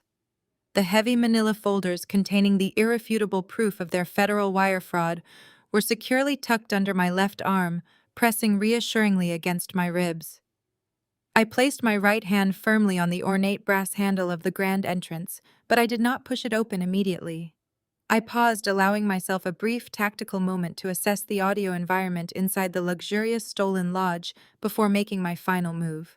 Through the thick glass panels flanking the wooden door, I could hear the very distinct sound of crystal glassware clinking together in a celebratory toast. The soft jazz music playing from hidden surround sound speakers provided a sophisticated backdrop to the wealthy networking event taking place just a few feet away. Rising clearly above the polite murmur of the catered crowd was the booming, arrogant voice of my husband. Jason was holding court in the center of the massive living room. I pressed my ear slightly closer to the cold glass panel, listening to the sheer delusional magnitude of his lies. He was enthusiastically bragging to the group of prominent investors, boasting about the incredible strategic vision required to purchase such a magnificent private estate. He was confidently discussing his brilliant financial acumen, spinning an elaborate complex tale about aggressive portfolio management and high-yield asset acquisitions. He was standing in a $3 million property, purchased entirely with the stolen future of a 6-year-old child. I adjusted the heavy manila folders under my arm, tightening my grip on the physical evidence that would end his life as he knew it. I took one final deep breath of the freezing, crisp mountain air, letting the cold oxygen sharpen my focus and harden my resolve to an unbreakable point. Then, with a single smooth and powerful motion, I pushed the heavy mahogany doors wide open, stepping straight out of the winter cold and directly into the lion's den. I stepped over the threshold and walked directly into the grand living room of the mountain lodge. Massive timber beams arched across a vaulted ceiling, and a towering stone fireplace dominated the far wall, roaring with a perfect crackling fire. Around a sprawling leather sectional sat a dozen wealthy Silicon Valley investors, holding crystal glasses and listening with rapt attention. Catered staff in crisp black uniforms moved silently along the edges of the room, carrying silver trays of expensive hors d'oeuvres. He was mid-sentence, his hands gesturing expansively as he spun whatever massive financial fairy tale he had recently concocted for his captive audience. But the moment my heavy combat boots hit the polished hardwood floor, his voice caught in his throat. The words died on his lips. He froze completely, staring as if a ghost had walked out of the freezing mountain night. The sudden, abrupt silence caused the investors to instantly turn their heads, following his panicked gaze right to me. I stood there in my olive-drab tactical pants and my heavy military fleece, my posture straight and my eyes locked onto the man who had abandoned our daughter. The silence in the room stretched thick and suffocating. It was broken only by a sharp, piercing shatter. To my right, Caroline had been standing near a marble wet bar, chatting with the wife of one of the investors. When she saw me, all the color drained from her face. The delicate crystal champagne flute slipped from her perfectly manicured fingers and crashed against the hardwood floor, exploding into dozens of glittering shards. The soft jazz music playing from the hidden speakers suddenly felt entirely out of place in the heavy, suffocating atmosphere of the room. Jason's face had gone from flushed and arrogant to a sickening chalky white. I could see the rapid calculations firing behind his eyes as his carefully constructed illusion of elite wealth and absolute control began to crumble in real time. He had built this entire networking event on a foundation of stolen money and profound lies, and the very last person on earth he ever expected to see had just walked right through his front door. He recovered his composure just enough to attempt a desperate damage control maneuver. He forced a stiff, unnatural smile onto his face and let out a loud, hollow laugh that echoed awkwardly in the silent room. "Hannah, darling," Jason said, his voice pitched slightly higher than usual. "What an absolute surprise. We had no idea you were coming home from your deployment so soon." He quickly set his glass down, then strode rapidly across the room toward me. He was trying to project the image of a surprised, loving husband rushing to greet his returning wife, but his eyes were frantic wide with an undisguised, desperate panic. He closed the distance in a matter of seconds, stepping directly into my personal space. Before I could say a word, he reached out and grabbed my upper arm. His grip was not a gentle, welcoming embrace. It was hard, punishing, and incredibly aggressive. His fingers dug painfully into the thick fabric of my military fleece, attempting to physically turn me around and force me back out into the freezing hallway before I could open my mouth. "Get out of here before I ruin you," Jason hissed under his breath, his voice dropping to a vicious, guttural whisper that only I could hear. "You are making a scene in front of my investors. Leave right now or I swear I will make you regret it." He tried to pull me toward the heavy mahogany doors, expecting the compliant, eager-to-please wife he had manipulated for years to simply yield to his physical intimidation. But he was not dealing with the woman he thought he knew. He was dealing with a mother who had just pulled her bruised, freezing child out of a 40-degree garage. I did not raise my voice, and I certainly did not let him move me a single inch. My military combatives training took over with smooth, automatic precision. I casually reached up with my free hand, slipping my fingers over his wrist. In one fluid, effortless motion, I applied a specialized joint lock, twisting his wrist at a sharp, unnatural angle while stepping firmly into his center of gravity. The leverage was immediate and absolute. The intense pressure on his joint forced his grip to break instantly. A sharp hiss of pain escaped his lips as he stumbled backward, clutching his wrist against his chest. His arrogant facade shattered completely, replaced by genuine shock and a flash of physical agony. He stared at me, his eyes wide with a sudden dawning realization that he had entirely lost control of the situation. The wealthy Silicon Valley investors exchanged nervous, uncomfortable glances. The physical altercation, brief and suppressed as it was, had not gone unnoticed by the highly observant crowd. They saw the sudden wince of pain on their host's face. They saw the rigid, unyielding stance of the woman in tactical gear, who had just effortlessly repelled his aggressive advance. The polished, high society atmosphere of the luxury lodge had rapidly descended into something tense, volatile, and deeply unpredictable. Sensing that her son's carefully orchestrated networking event was on the absolute brink of total disaster, Caroline immediately stepped into the fray. She possessed a terrifying ability to instantly manipulate the narrative of any room she occupied, a skill she had honed over decades of social climbing. She carefully stepped around the shattered remains of her crystal champagne flute and glided toward the center of the living room, pasting a look of profound, tragic sympathy across her perfectly contoured face. She placed a reassuring hand on Jason's shoulder, subtly pushing him behind her as she took control of the audience.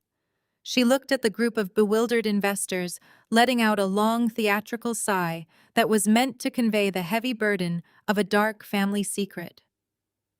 "Gentlemen, please forgive my daughter-in-law," Caroline announced, her voice pitched to carry perfectly across the quiet, expansive room. Her tone was dripping with a sickly, sweet, manufactured compassion that made my stomach churn with disgust. "She suffers from severe mental instability. It has been a tragic, ongoing battle for our family." A collective murmur of understanding rippled through the group of investors. The tension in their shoulders relaxed slightly as they accepted the neat, convenient lie she was feeding them. It was much easier for them to believe they were witnessing a sad private medical crisis rather than a hostile confrontation. Caroline turned her gaze toward me, her eyes cold and triumphant, knowing exactly how damaging her words were in this elite social setting. "We were absolutely terrified when she had a total psychological breakdown right before the holiday," Caroline continued, shaking her head with performative sorrow. "She became so incredibly unpredictable and dangerous that we had to leave her behind in Portland for her own safety. We hired private nurses to watch over her, but it seems she somehow managed to escape their care and follow us all the way out here to Colorado." She looked back at the investors, offering them a brave, resilient smile. I am so deeply sorry you all had to witness this unfortunate episode. Jason has been trying so hard to carry the immense burden of her illness while still managing his firm. Please, if you would just step into the formal dining room, the catering staff will serve the main course while we handle this private family emergency. The sheer audacity of her gaslighting was breathtaking. She was attempting to publicly humiliate me, completely weaponizing the concept of mental health to instantly discredit anything I might say. She was trying to paint herself and Jason as the noble suffering victims, framing their horrific abandonment of my child as a necessary protective measure against an unstable woman. She thought she had effectively silenced me, trapping me in a narrative where any protest I made would simply be viewed as further proof of my supposed insanity. But as I stood in the center of that stolen $3 million lodge, holding the heavy manila folders tightly under my left arm, I knew her pathetic lies were nothing more than fragile glass waiting to be smashed. I stepped over the threshold and walked directly into the expansive grand living room of the mountain lodge. The interior was breathtakingly lavish. Massive dark timber beams arched across a soaring vaulted ceiling, and a towering custom stone fireplace dominated the far wall, roaring with a perfect crackling fire. Around a sprawling custom leather sectional sat a dozen wealthy Silicon Valley investors, holding delicate crystal glasses and listening to my husband with rapt attention. Catered staff in crisp black uniforms moved silently along the edges of the room, carrying silver trays of expensive appetizers and fresh cold bottles of vintage champagne. Jason was standing right in the center of the luxurious space. He was mid-sentence, his hands gesturing expansively as he spun whatever massive financial fairy tale he had recently concocted for his captive audience. But the moment my heavy combat boots hit the polished hardwood floor, his booming voice caught sharply in his throat. The arrogant words died instantly on his lips. He froze, completely staring at me as if a terrifying ghost had just walked out of the freezing mountain night. The sudden, abrupt silence was so profound it felt incredibly heavy. It caused the prestigious investors to instantly turn their heads, following his panicked gaze right to where I stood. I stood there, framed by the heavy doorway in my olive-drab tactical pants and my thick military fleece jacket.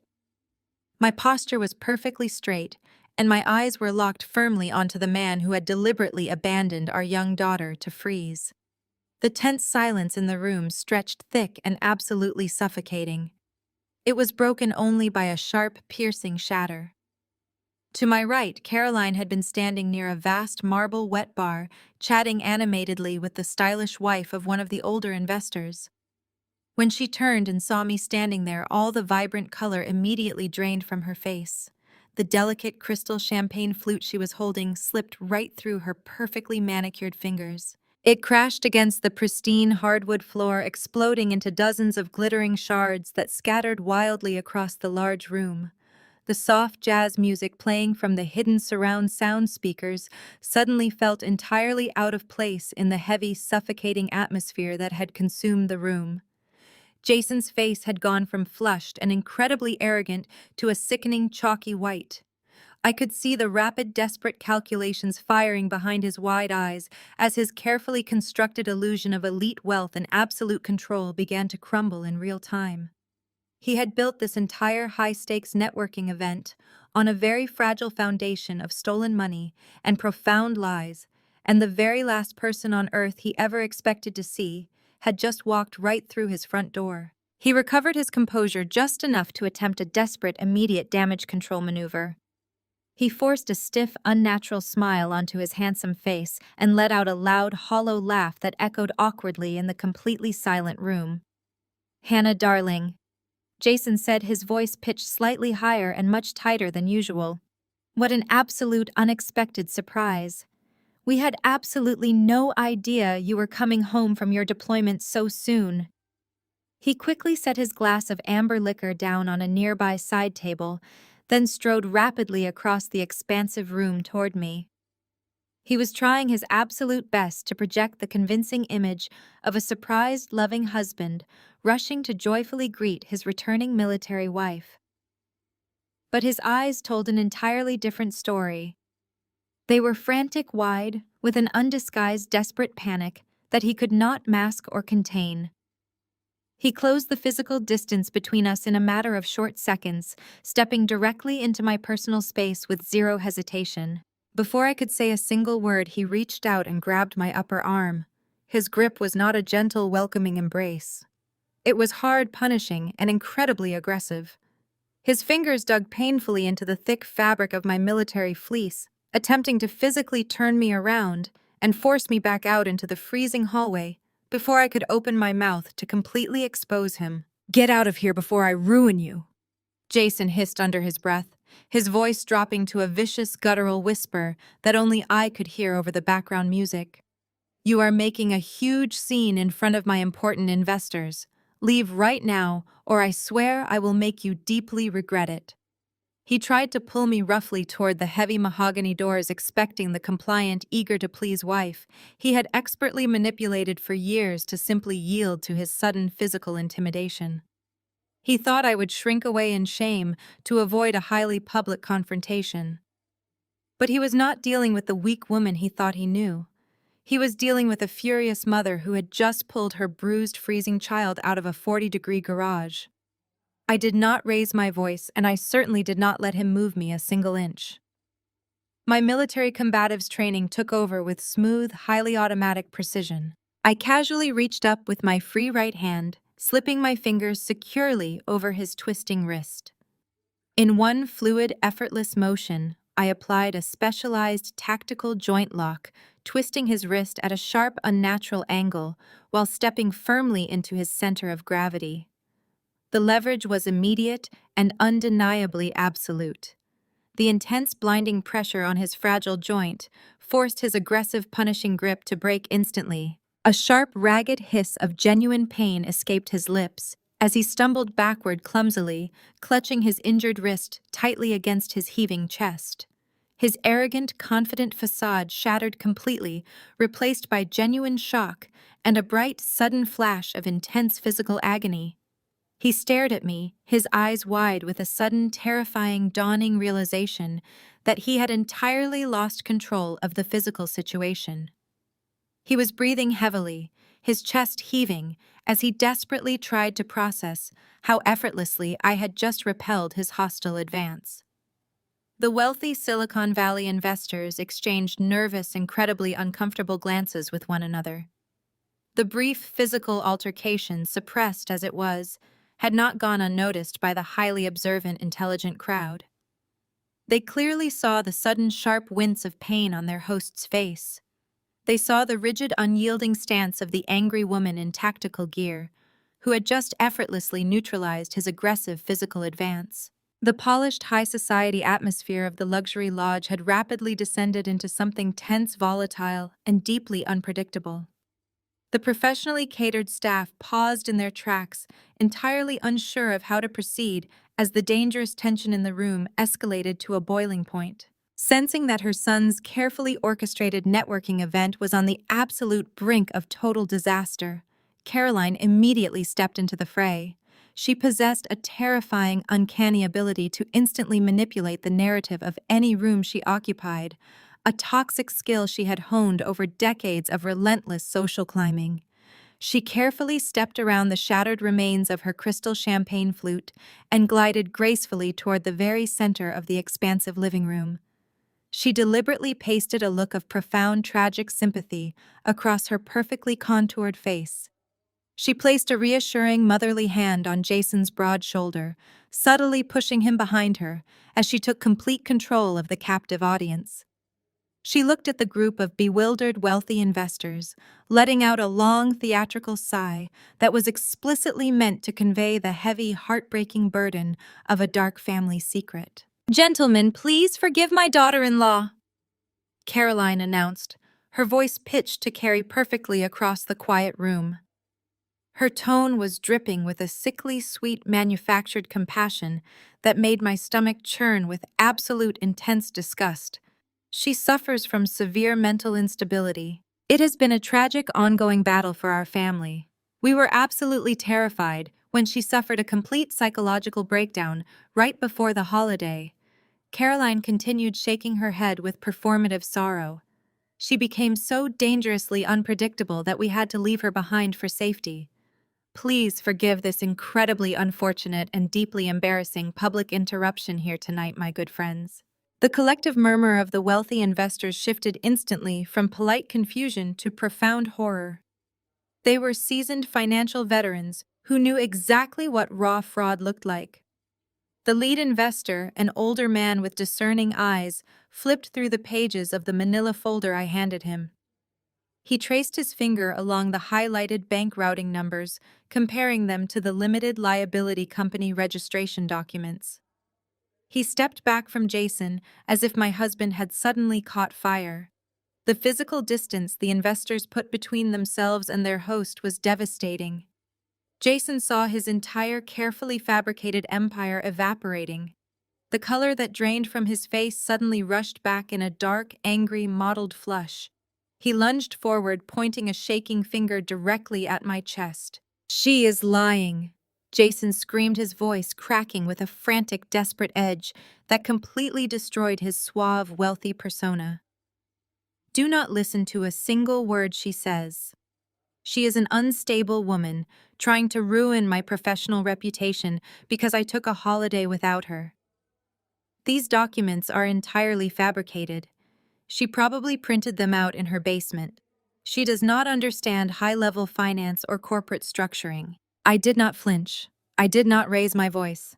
I simply stood my ground in the center of the massive room, letting him dig his own grave deeper. Jason turned desperately toward the lead investor, holding his hands up in a placating gesture. "Look at the deed," Jason pleaded, his tone begging for validation. "The property is owned by a secure limited liability company. It is an ironclad legal entity designed to protect private assets. She has absolutely zero claim to this estate. She is just throwing out federal buzzwords to scare you. The LLC completely shields this property. She is delusional if she thinks she can just walk in here and claim she knows how my business operates." Caroline, sensing a small window to regain her shattered social standing, immediately flanked her son. She nodded vigorously, adjusting her posture to project wealthy indignation. "My son is a brilliant wealth manager," she announced to the room, her voice trembling slightly despite her best efforts to sound authoritative. "He legally structured this entire purchase. We formed the company last month. This woman is simply trespassing and throwing a childish tantrum because she feels neglected." I allowed a long, heavy silence to settle over the expansive living room, giving their arrogant declarations enough time to fully sink into the minds of everyone present. Then I reached into the side pocket of my tactical cargo pants.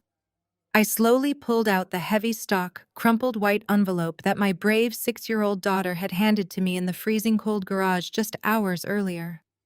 The tear along the back flap was still jagged and uneven, a physical testament to their careless, arrogant greed. I held the crushed envelope up so the warm light from the towering stone fireplace illuminated the raised gold logo of the Elite Aspen real estate brokerage. I smoothed the wrinkled paper deliberately, making sure every single person in the room was watching my hands. "You are absolutely right about one thing, Jason," I said, my voice carrying a smooth, lethal calm that cut right through his frantic energy. "You did form a limited liability company to purchase this magnificent mountain lodge. You thought you were being incredibly clever, hiding stolen federal survivor benefits behind a corporate veil. But you made a catastrophic administrative error in your desperate rush to close the deal before the holiday weekend." Jason stopped breathing. He stared at the crumpled envelope in my hands, his eyes widening with a sudden fresh wave of absolute terror. He recognized the premium stationery immediately. I pulled the final registration document from the envelope and dropped it squarely onto the glass coffee table right next to the bank transfer receipts. "You see, gentlemen," I continued, addressing the investors while keeping my eyes locked onto my husband. "Jason has been completely bankrupt for over 8 months. He had absolutely zero liquid capital and a credit score that would not even secure a standard auto loan, let alone a $3 million mortgage or a luxury escrow account. He needed to bypass the rigorous financial background checks required by the real estate brokerage and the state of Colorado. I took a slow, deliberate step toward him, forcing him to back away. So when your mother filed the expedited registration paperwork for the LLC, she needed a primary guarantor with an immaculate financial history and a spotless federal background check, I explained. She needed someone whose credit profile would instantly validate the multi-million-dollar transaction without raising a single red flag. Caroline let out a small, strangled gasp. She brought her hands up to cover her mouth, her eyes darting nervously toward the heavy mahogany front doors as if calculating her chances of a successful escape. In your absolute staggering arrogance, you used my social security number as the primary guarantor for the holding company? I stated, my voice ringing with absolute finality.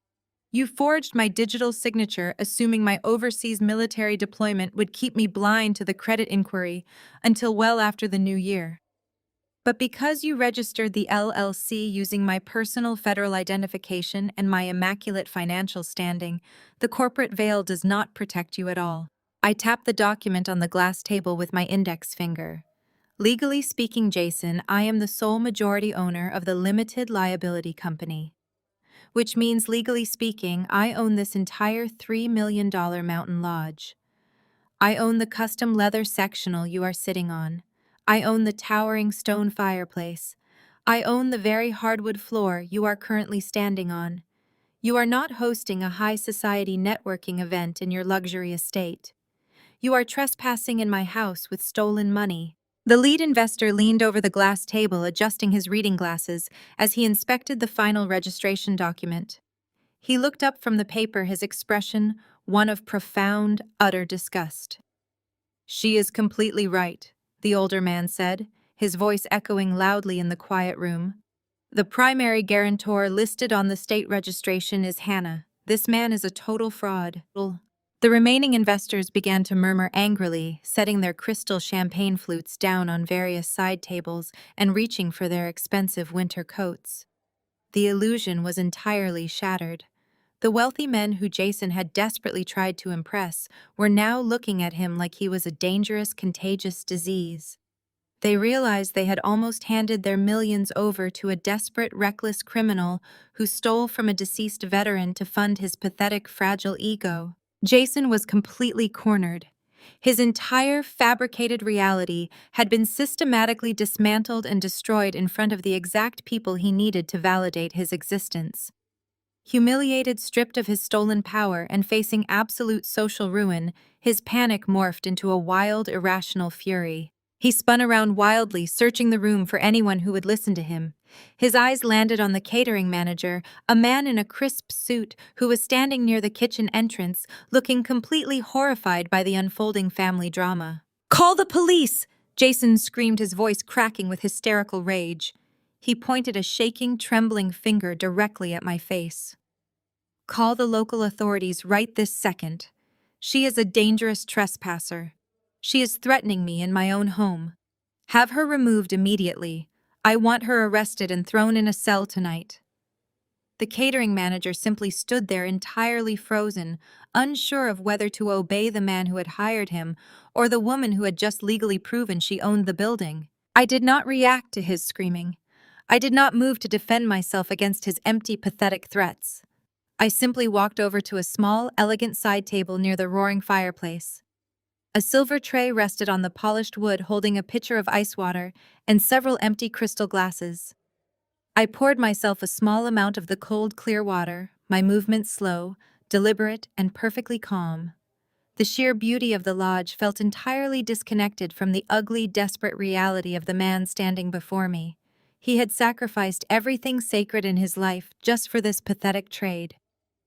I brought the crystal glass to my lips and took a slow, refreshing sip, letting the cool liquid soothe my throat after the long, exhausting flight and the intense confrontation. I lowered the glass and looked at my husband, watching him hyperventilate as his entire world crashed down around him. "Do not bother calling them, Jason," I said, my voice smooth and perfectly steady. "They are already waiting outside," almost as if my quiet declaration had been a predetermined physical signal. The massive, heavy mahogany front doors of the luxury mountain lodge swung wide open. A sudden violent gust of freezing winter wind rushed directly into the suffocating warmth of the grand living room, carrying with it a swirl of white snowflakes that danced briefly across the polished hardwood floor before melting into nothingness. The festive jazz music playing from the hidden surround sound speakers seemed to instantly mute itself in the face of the imposing figures who now stood framed in the grand entryway.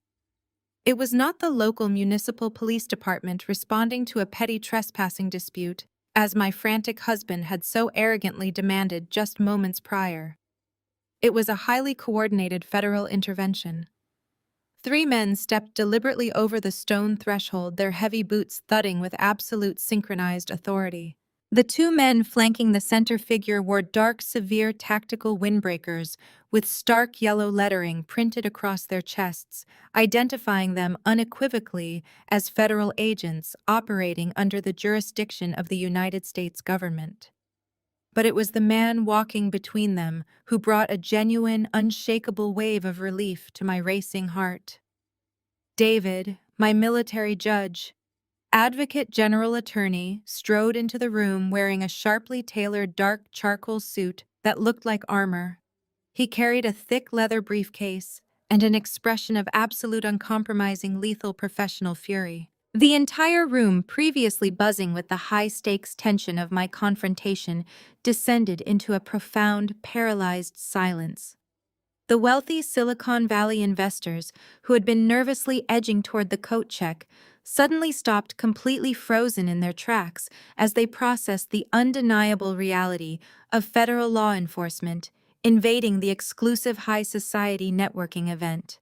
The professionally catered staff backed away slowly, pressing themselves against the dark timber walls, desperate to distance themselves from whatever massive legal catastrophe was about to unfold.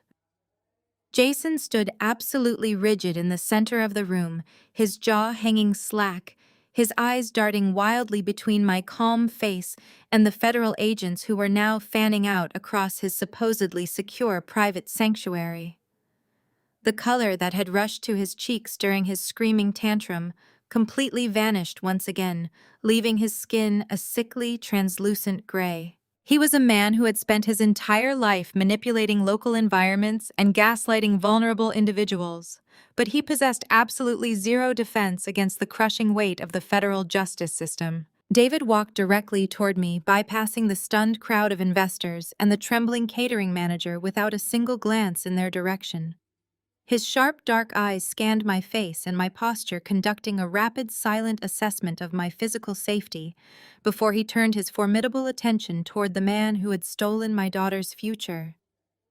Hannah, David said, his deep, resonant voice projecting effortless command across the quiet, expansive room. "Are you entirely secure here?" I gave him a small, firm nod, feeling the lingering adrenaline of the physical confrontation slowly begin to dissipate. "I am perfectly secure, David," I replied, my voice steady and clear. "The perimeter is fully contained." David turned his piercing gaze toward Jason, who was actively hyperventilating, now his chest heaving under his expensive, tailored suit jacket. "Jason," David announced, his tone devoid of any polite professional courtesy. "We had a brief phone conversation 3 years ago when you were attempting to restructure your wife's military assets. You might remember that I advised you very strictly regarding the federal protections placed upon military survivor benefits. I warned you that those specific funds were untouchable."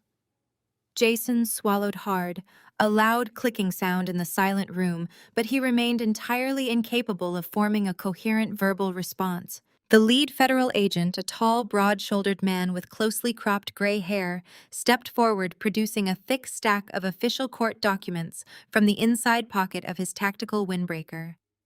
He did not raise his voice, but his words carried the heavy, devastating weight of an absolute legal hammer dropping onto fragile glass. "We are executing a federal seizure of this property and all associated assets," the agent stated, clearly looking directly at Jason, and then shifting his stern gaze toward Caroline, who was shrinking backward toward the marble wet bar. Because the stolen money utilized to purchase this estate was siphoned directly from a federal military survivor benefit, the jurisdiction for these crimes immediately falls under federal wire fraud and grand larceny. You bypassed state-level financial regulations by forging signatures across state lines using a digital network. You have committed major federal offenses, and you are both currently under federal investigation for the active embezzlement of $3 million from a protected minor. The lead investor, the distinguished older man who had examined my manila folders just minutes ago, let out a sharp, disgusted scoff. He turned his back on Jason, completely reaching out to firmly grasp the arm of his stylish wife, who was staring at my husband with profound, open revulsion. "This is an absolute, unprecedented disgrace," the lead investor said, his voice echoing loudly with the heavy indignation of a man who had almost been swindled out of his private fortune. He looked around at his wealthy peers, his expression hardening into absolute, unforgiving stone. "We are leaving right now. Do not leave a single coat or personal item in this fraudulent building." Jason panicked, his survival instincts overriding his sheer terror as he watched his fabricated empire evaporating into thin air. "Wait, please, you do not understand," Jason pleaded, taking a desperate, stumbling step toward the departing group of investors. "This is a massive misunderstanding. The funds were simply reallocated for a high-yield temporary investment bridging. I can explain the entire corporate structuring to you if you just give me 5 minutes in the private study." The lead investor stopped at the edge of the grand foyer, turning back to look at Jason with a gaze so incredibly cold it could have frozen the roaring fire in the stone hearth. "You are not a wealth manager," the older man stated, his voice dripping with absolute lethal contempt. "You are a pathetic, desperate thief who stole from a deceased veteran and a helpless 6-year-old child just to buy a house you could never afford. You will never work in this sector again. I will personally ensure that every financial institution, every private equity firm, and every venture capital network on the West Coast receives a comprehensive, detailed report of what you attempted to do here tonight. You are permanently blacklisted from the financial industry forever. Consider your professional life entirely terminated." The group of investors did not wait for the catering staff to assist them. They quickly retrieved their own expensive winter coats from the front closet and filed rapidly out the massive mahogany front doors, stepping out into the freezing mountain night and leaving the heavy doors standing wide open behind them. The sound of their luxury vehicle engines starting and tires crunching rapidly down the snow-covered driveway signaled the absolute, irreversible death of Jason's entire professional existence. He was ruined. There was no public relations spin, no clever marketing campaign, and no manipulative gaslighting tactic that could ever undo the catastrophic damage of being blacklisted by the most powerful financial network in the country. The heavy, profound silence returned to the grand living room, leaving only my family, the catered staff, and the federal authorities standing in the wake of the wealthy exodus. David motioned to the federal agents, his expression grim and resolute. "Proceed with the detainment," David instructed smoothly. The second federal agent reached to the back of his tactical belt. The sharp, distinct metallic click of heavy steel handcuffs being unlatched echoed sharply against the dark timber walls. That single terrifying sound was the ultimate breaking point. The toxic, carefully cultivated family loyalty that had bound Jason, Caroline, and Melanie together in their arrogant criminal enterprise instantly and spectacularly shattered into a million irreparable pieces. Caroline, who had spent her entire life projecting an image of wealthy, refined superiority, completely lost her mind. As the federal agent stepped toward her holding the gleaming steel restraints, she stumbled backward, hitting the edge of the marble-wet bar. Her perfectly styled hair fell out of place, and her face contorted into an ugly, desperate mask of pure self-preservation. "It was not me," Caroline screamed, her voice pitching into a hysterical, shrill shriek that clawed at the quiet atmosphere of the room. She pointed a trembling, manicured finger directly at her own son, throwing him entirely under the speeding bus without a single second of hesitation. "The embezzlement was all Jason's idea. He forced me to sign those registration papers. He told me the money was just sitting there going to waste, and that he needed a primary guarantor to bypass the credit check. I did not want to do it. He manipulated me. I am just an innocent retired woman. I am a victim of his financial schemes just as much as Hannah is. Jason whipped his head around, staring at the mother who had always coddled and protected him, his eyes wide with profound, devastating betrayal. The sheer shock of her immediate defection cracked whatever remaining sanity he possessed. His panic morphed into a wild, irrational, flailing attempt to drag everyone else down into the sinking ship with him. "You lying hypocrite," Jason yelled back, his voice cracking with hysterical rage as the first federal agent forcefully grabbed his wrists and wrenched his arms behind his back. "You were the one who complained about the old house. You were the one who demanded a luxury estate in Aspen so you could show off to your bridge club friends. You gladly forged the notary stamps. And do not act like Melanie is innocent either." Jason twisted his head wildly, ignoring the painful pressure applied by the agent securing his wrists, to glare viciously at his younger sister. Melanie had been standing, completely frozen, near the towering stone fireplace, clutching her white cashmere sweater tightly against her chest. Melanie was the one who stole the jewelry. Jason shouted, his voice echoing loudly off the vaulted ceiling. She broke into Hannah's private digital safe back in Portland. She stole the diamond heirlooms and pawned half of them to fund this ridiculous catering setup because my corporate cards were all maxed out. She is wearing stolen diamonds right now. Arrest her too. Arrest both of them. The complete implosion of their family dynamic was both pathetic and incredibly satisfying to witness. They were rats turning on one another in a confined cage, utterly devoid of loyalty, honor, or basic human decency. Melanie let out a loud, terrified sob as the attention of the room snapped directly toward her. The second federal agent paused, looking from Caroline to the sobbing younger woman in the pristine white ski pants. Melanie panicked entirely. In a clumsy, desperate display of absolute guilt, she frantically grabbed at her own left wrist, violently tearing the platinum vintage diamond tennis bracelet off her arm. She spun around wildly, searching for a place to hide the stolen physical evidence. With a loud, wailing cry, she dropped to her knees beside a massive, decorative indoor potted ficus plant resting on the stone hearth.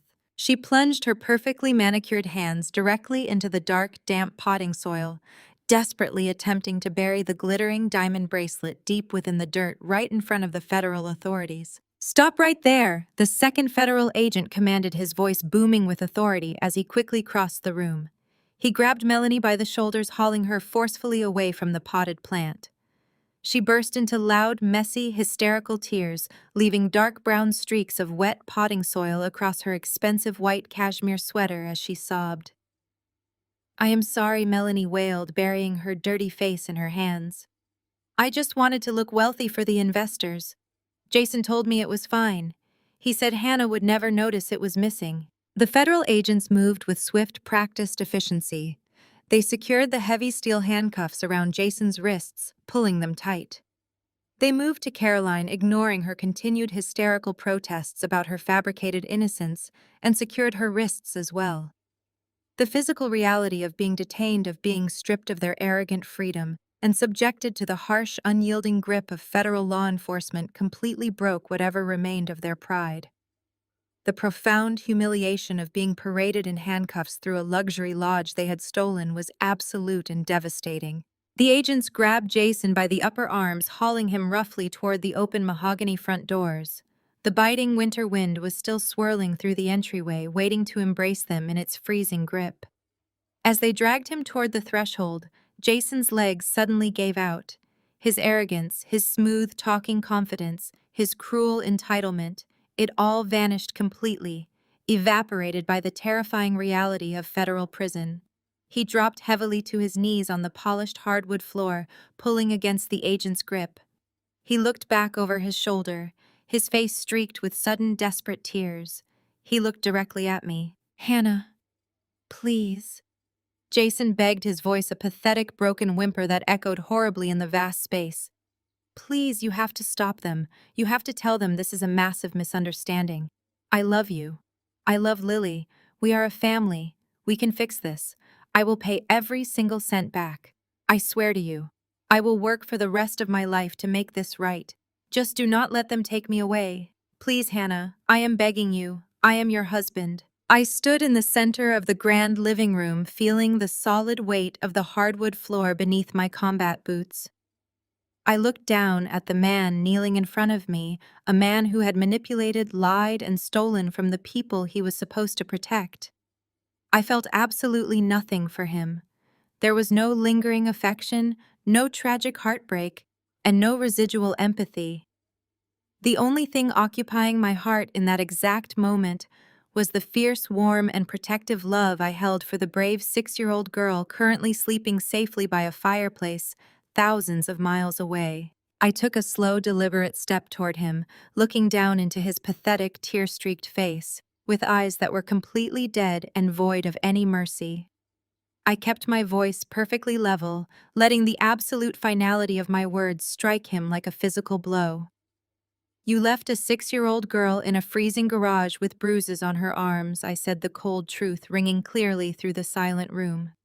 You were never family. Deal with it. I watched the heavy mahogany doors pull shut, latching with a solid, echoing thud that signaled the absolute end of the darkest chapter of my life. The luxury mountain lodge, which only moments ago had been filled with the suffocating arrogance of my fraudulent husband, was now completely empty, save for my attorney and the remaining catering staff packing their equipment.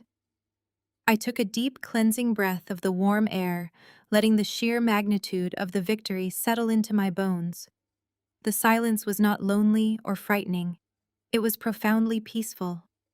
That night in Aspen marked the beginning of a relentless, systematic legal reckoning that would completely dismantle the fabricated lives of the people who had dared to harm my daughter. Exactly 2 months have passed since that freezing Thanksgiving evening, and the landscape of my reality has been entirely transformed. The federal justice system, particularly when dealing with the blatant theft of military survivor benefits, operates with a terrifying and absolute efficiency. There were no lengthy, drawn-out trials or dramatic courtroom battles. The physical evidence I had meticulously gathered and securely handed over to the federal agents was entirely insurmountable. The bank routing numbers, the forged limited liability company registration documents, the text messages containing explicit threats of extortion, and the medical documentation of the bruises on my daughter's arms painted a crystal-clear, undeniable picture of malicious, coordinated fraud and child endangerment. Facing the terrifying prospect of decades behind bars, if they took the case before a federal jury, both Jason and Caroline were forced to accept the harsh reality of their situation. Their expensive high society illusions completely evaporated the moment they were stripped of my financial support and assigned overworked public defenders. Stripped of their stolen wealth and backed into an inescapable legal corner, they both formally pleaded guilty to multiple counts of federal wire fraud, grand larceny, and extortion. The sentencing hearing was a swift, brutal dose of reality. The federal judge, a stern man with absolutely zero tolerance for individuals who exploit the families of fallen soldiers, delivered the maximum allowable sentences under their plea agreements. Jason, the man who had fancied himself a brilliant, untouchable wealth manager, is currently serving a mandatory sentence in a federal penitentiary. He spends his days wearing a standard-issue uniform, surrounded by concrete walls, entirely stripped of the luxury and status he sacrificed his basic humanity to obtain. There are no crystal champagne flutes or high-stakes networking events in his new reality, only the rigid, unyielding routine of federal incarceration. Caroline met an equally satisfying fate. The arrogant matriarch who had locked a terrified 6-year-old girl in a freezing garage to protect her pristine white carpets was also sentenced to a federal facility. During the hearing, she attempted to deploy her usual tactics of theatrical tears and manipulative gaslighting, portraying herself as a frail, innocent victim of her son's schemes. The judge saw right through her performative sorrow, specifically citing her documented physical mistreatment of my daughter as evidence of her profound lack of character. She is now learning to navigate a strict, unforgiving environment where her condescending attitude and attempts at social manipulation earn her absolutely no favors. Melanie Jason's superficial status obsessed sister managed to avoid federal prison time, but her punishment is perhaps the most fitting for someone so entirely consumed by outward appearances. Because her involvement was primarily limited to pawning stolen property and handling the fraudulent catering logistics, she was granted a strict probationary sentence. However, the conditions of her probation require her to make full comprehensive financial restitution for the priceless family heirlooms she stole from my private safe, along with substantial court fees. Stripped of her brother's stolen funding and facing mounting legal debts, Melanie was forced to abandon her dreams of being a wealthy socialite. She is currently working long, exhausting shifts at a minimum wage retail job, forced to humble herself every single day just to meet her mandatory court payments. Every time she has to stand on her feet for 8 hours serving customers she once would have looked down upon, she is reminded of the exact price of her incredible greed. The financial recovery process was executed with the same ruthless precision. The federal courts immediately moved to liquidate the sprawling mountain lodge in Aspen. Because the property had been purchased entirely with stolen funds, the seizure and subsequent sale were expedited. The luxury estate was purchased by a legitimate buyer within weeks, and the federal authorities ensured that the full original $3 million was recovered. But my JAG attorney David did not stop there. He aggressively pursued civil litigation for the profound emotional distress and physical endangerment inflicted upon my child.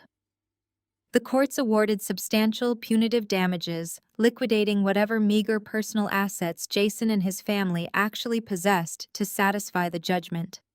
Every single cent of the recovered funds, along with the additional punitive damages, was routed directly back into a newly established, deeply fortified high-yield trust account for Lily. David and I worked closely with top-tier financial security experts to build an ironclad legal structure around the money.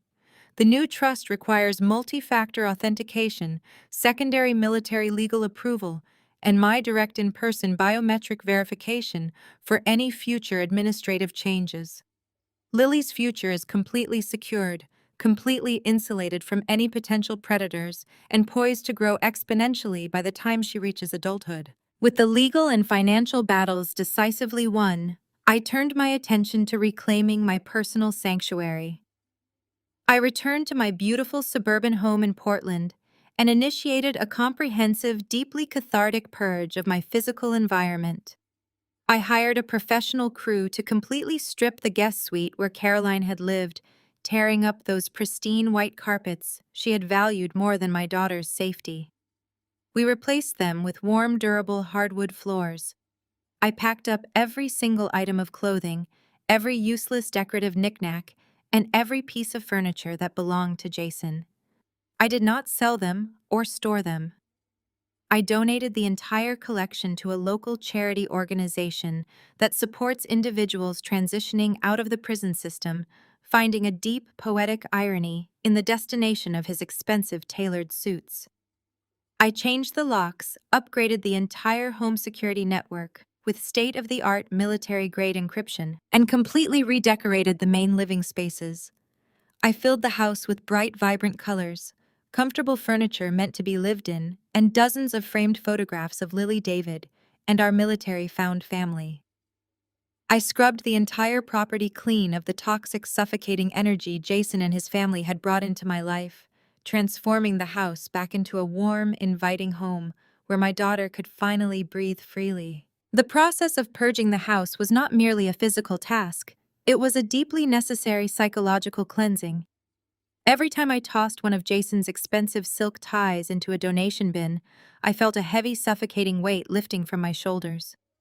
The air in the house literally felt cleaner, lighter, and vastly more breathable without his oppressive critical presence monitoring my every move. I spent an entire weekend painting over the dull, neutral colors Caroline had insisted upon for the main hallway, choosing instead a bright, cheerful, and welcoming shade of pale yellow that Lily had specifically picked out herself. We turned the formal dining room a space Jason had only ever used to entertain his superficial business acquaintances into a massive dedicated playroom, an art studio for Lily. We filled it with bright canvases, finger paints, building blocks, and comfortable beanbag chairs.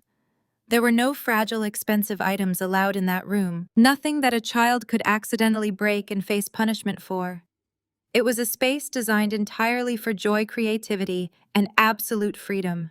During those quiet, restorative weeks of reclaiming my home, I also took significant steps to address the emotional trauma Lily had endured.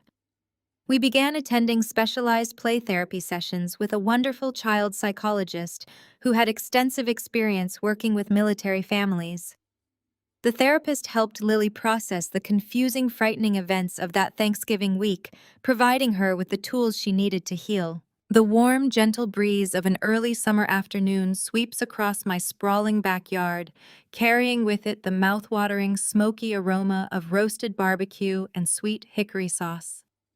The sky above Portland is a brilliant, unblemished shade of cerulean blue, completely free of the dark, freezing winter storm clouds that had defined that terrible holiday season.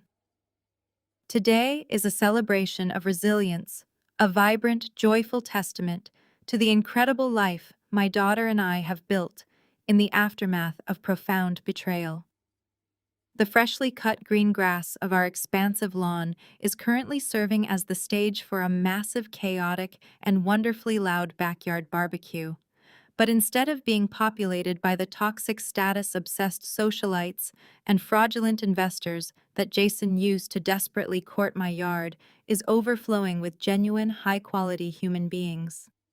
These are the people who truly matter, the individuals who showed up with absolute, unwavering loyalty when my world was crashing down around me. Over by the large stone fire pit, Colonel Thomas Mitchell is wearing a ridiculous brightly colored apron that says Grill Master, expertly flipping thick, juicy burgers with a massive pair of stainless steel tongs. His booming, infectious laugh echoes across the patio as he shares a funny, highly embellished story from our last overseas deployment. His wife, Rebecca, the incredible woman who had cradled my freezing, traumatized child without a single second of hesitation, is currently organizing a massive spread of homemade potato salad, fresh fruit, and sweet corn on the cob on a long wooden picnic table.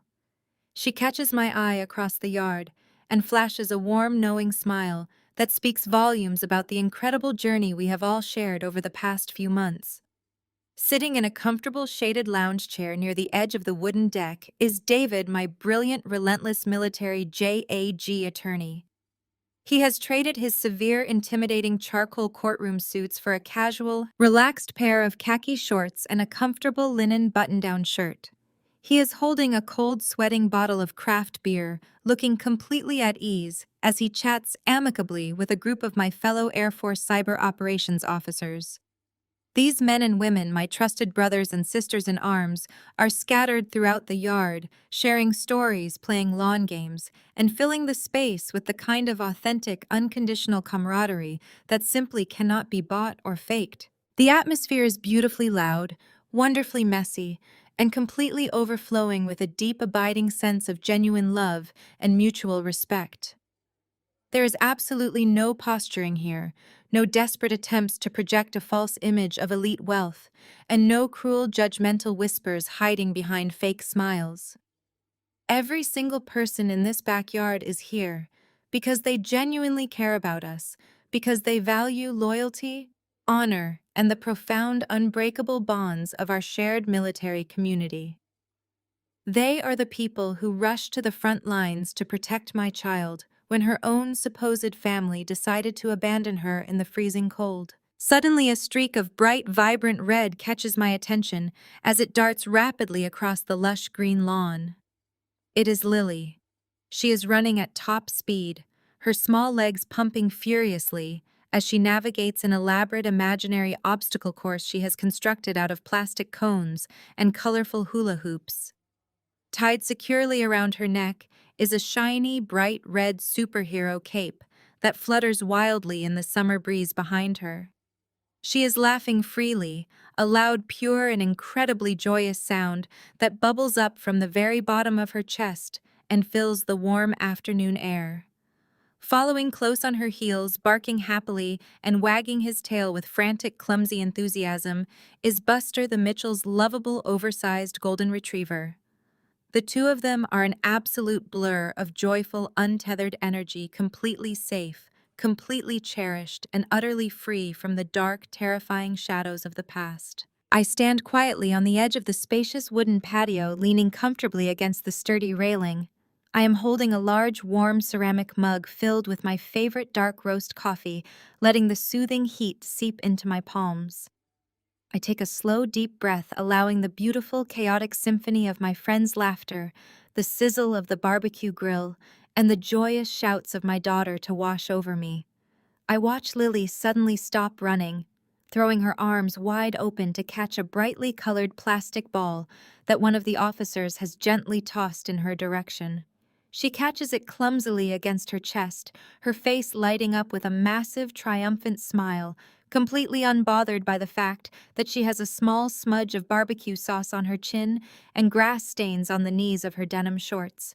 In this quiet, reflective moment, looking out over the incredible, vibrant community that has gathered to celebrate our safety and our freedom, I realize a profound fundamental truth about the nature of human connection.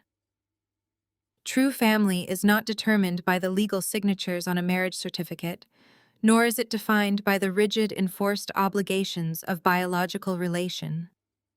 Jason and Caroline proved with devastating clarity that sharing a home or a last name does not equate to sharing a heart. True family is an active, ongoing choice. It is forged in the fires of adversity, built by the incredible, selfless people who show up to protect you when you are at your absolute most vulnerable. It is defined by the individuals who hold your freezing child in the middle of the night, who answer the desperate, encrypted phone calls without hesitation, and who stand firmly beside you as you burn down the toxic structures that threaten your safety. Every single memory we build from this moment forward will be untainted by his greed. She will grow up knowing the true meaning of honor, surrounded by individuals who value integrity above superficial status. The nightmares of that freezing garage will become nothing more than a distant, faded memory, entirely replaced by the warmth of genuine, unconditional love.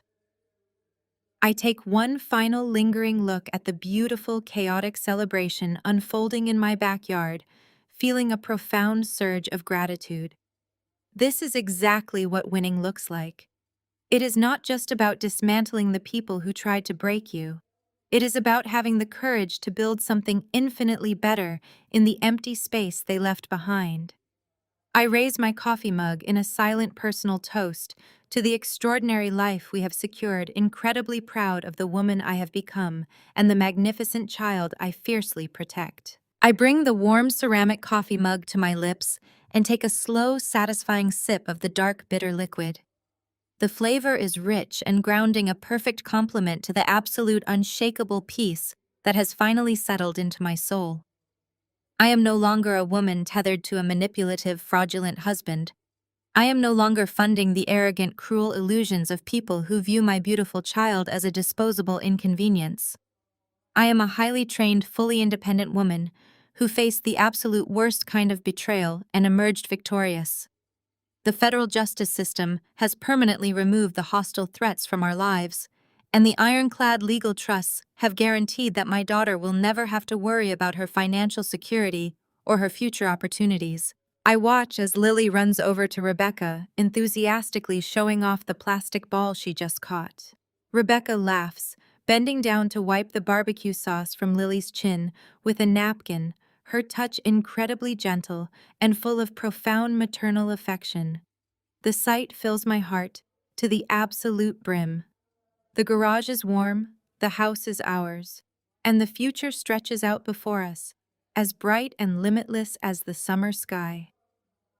I lower my coffee mug, resting my hands comfortably on the wooden patio railing, surrounded by the impenetrable, fiercely protective wall of my true chosen family, and watching the magnificent, unbreakable spirit of my daughter shine in the afternoon sun I let a genuine, deeply contented smile spread across my face.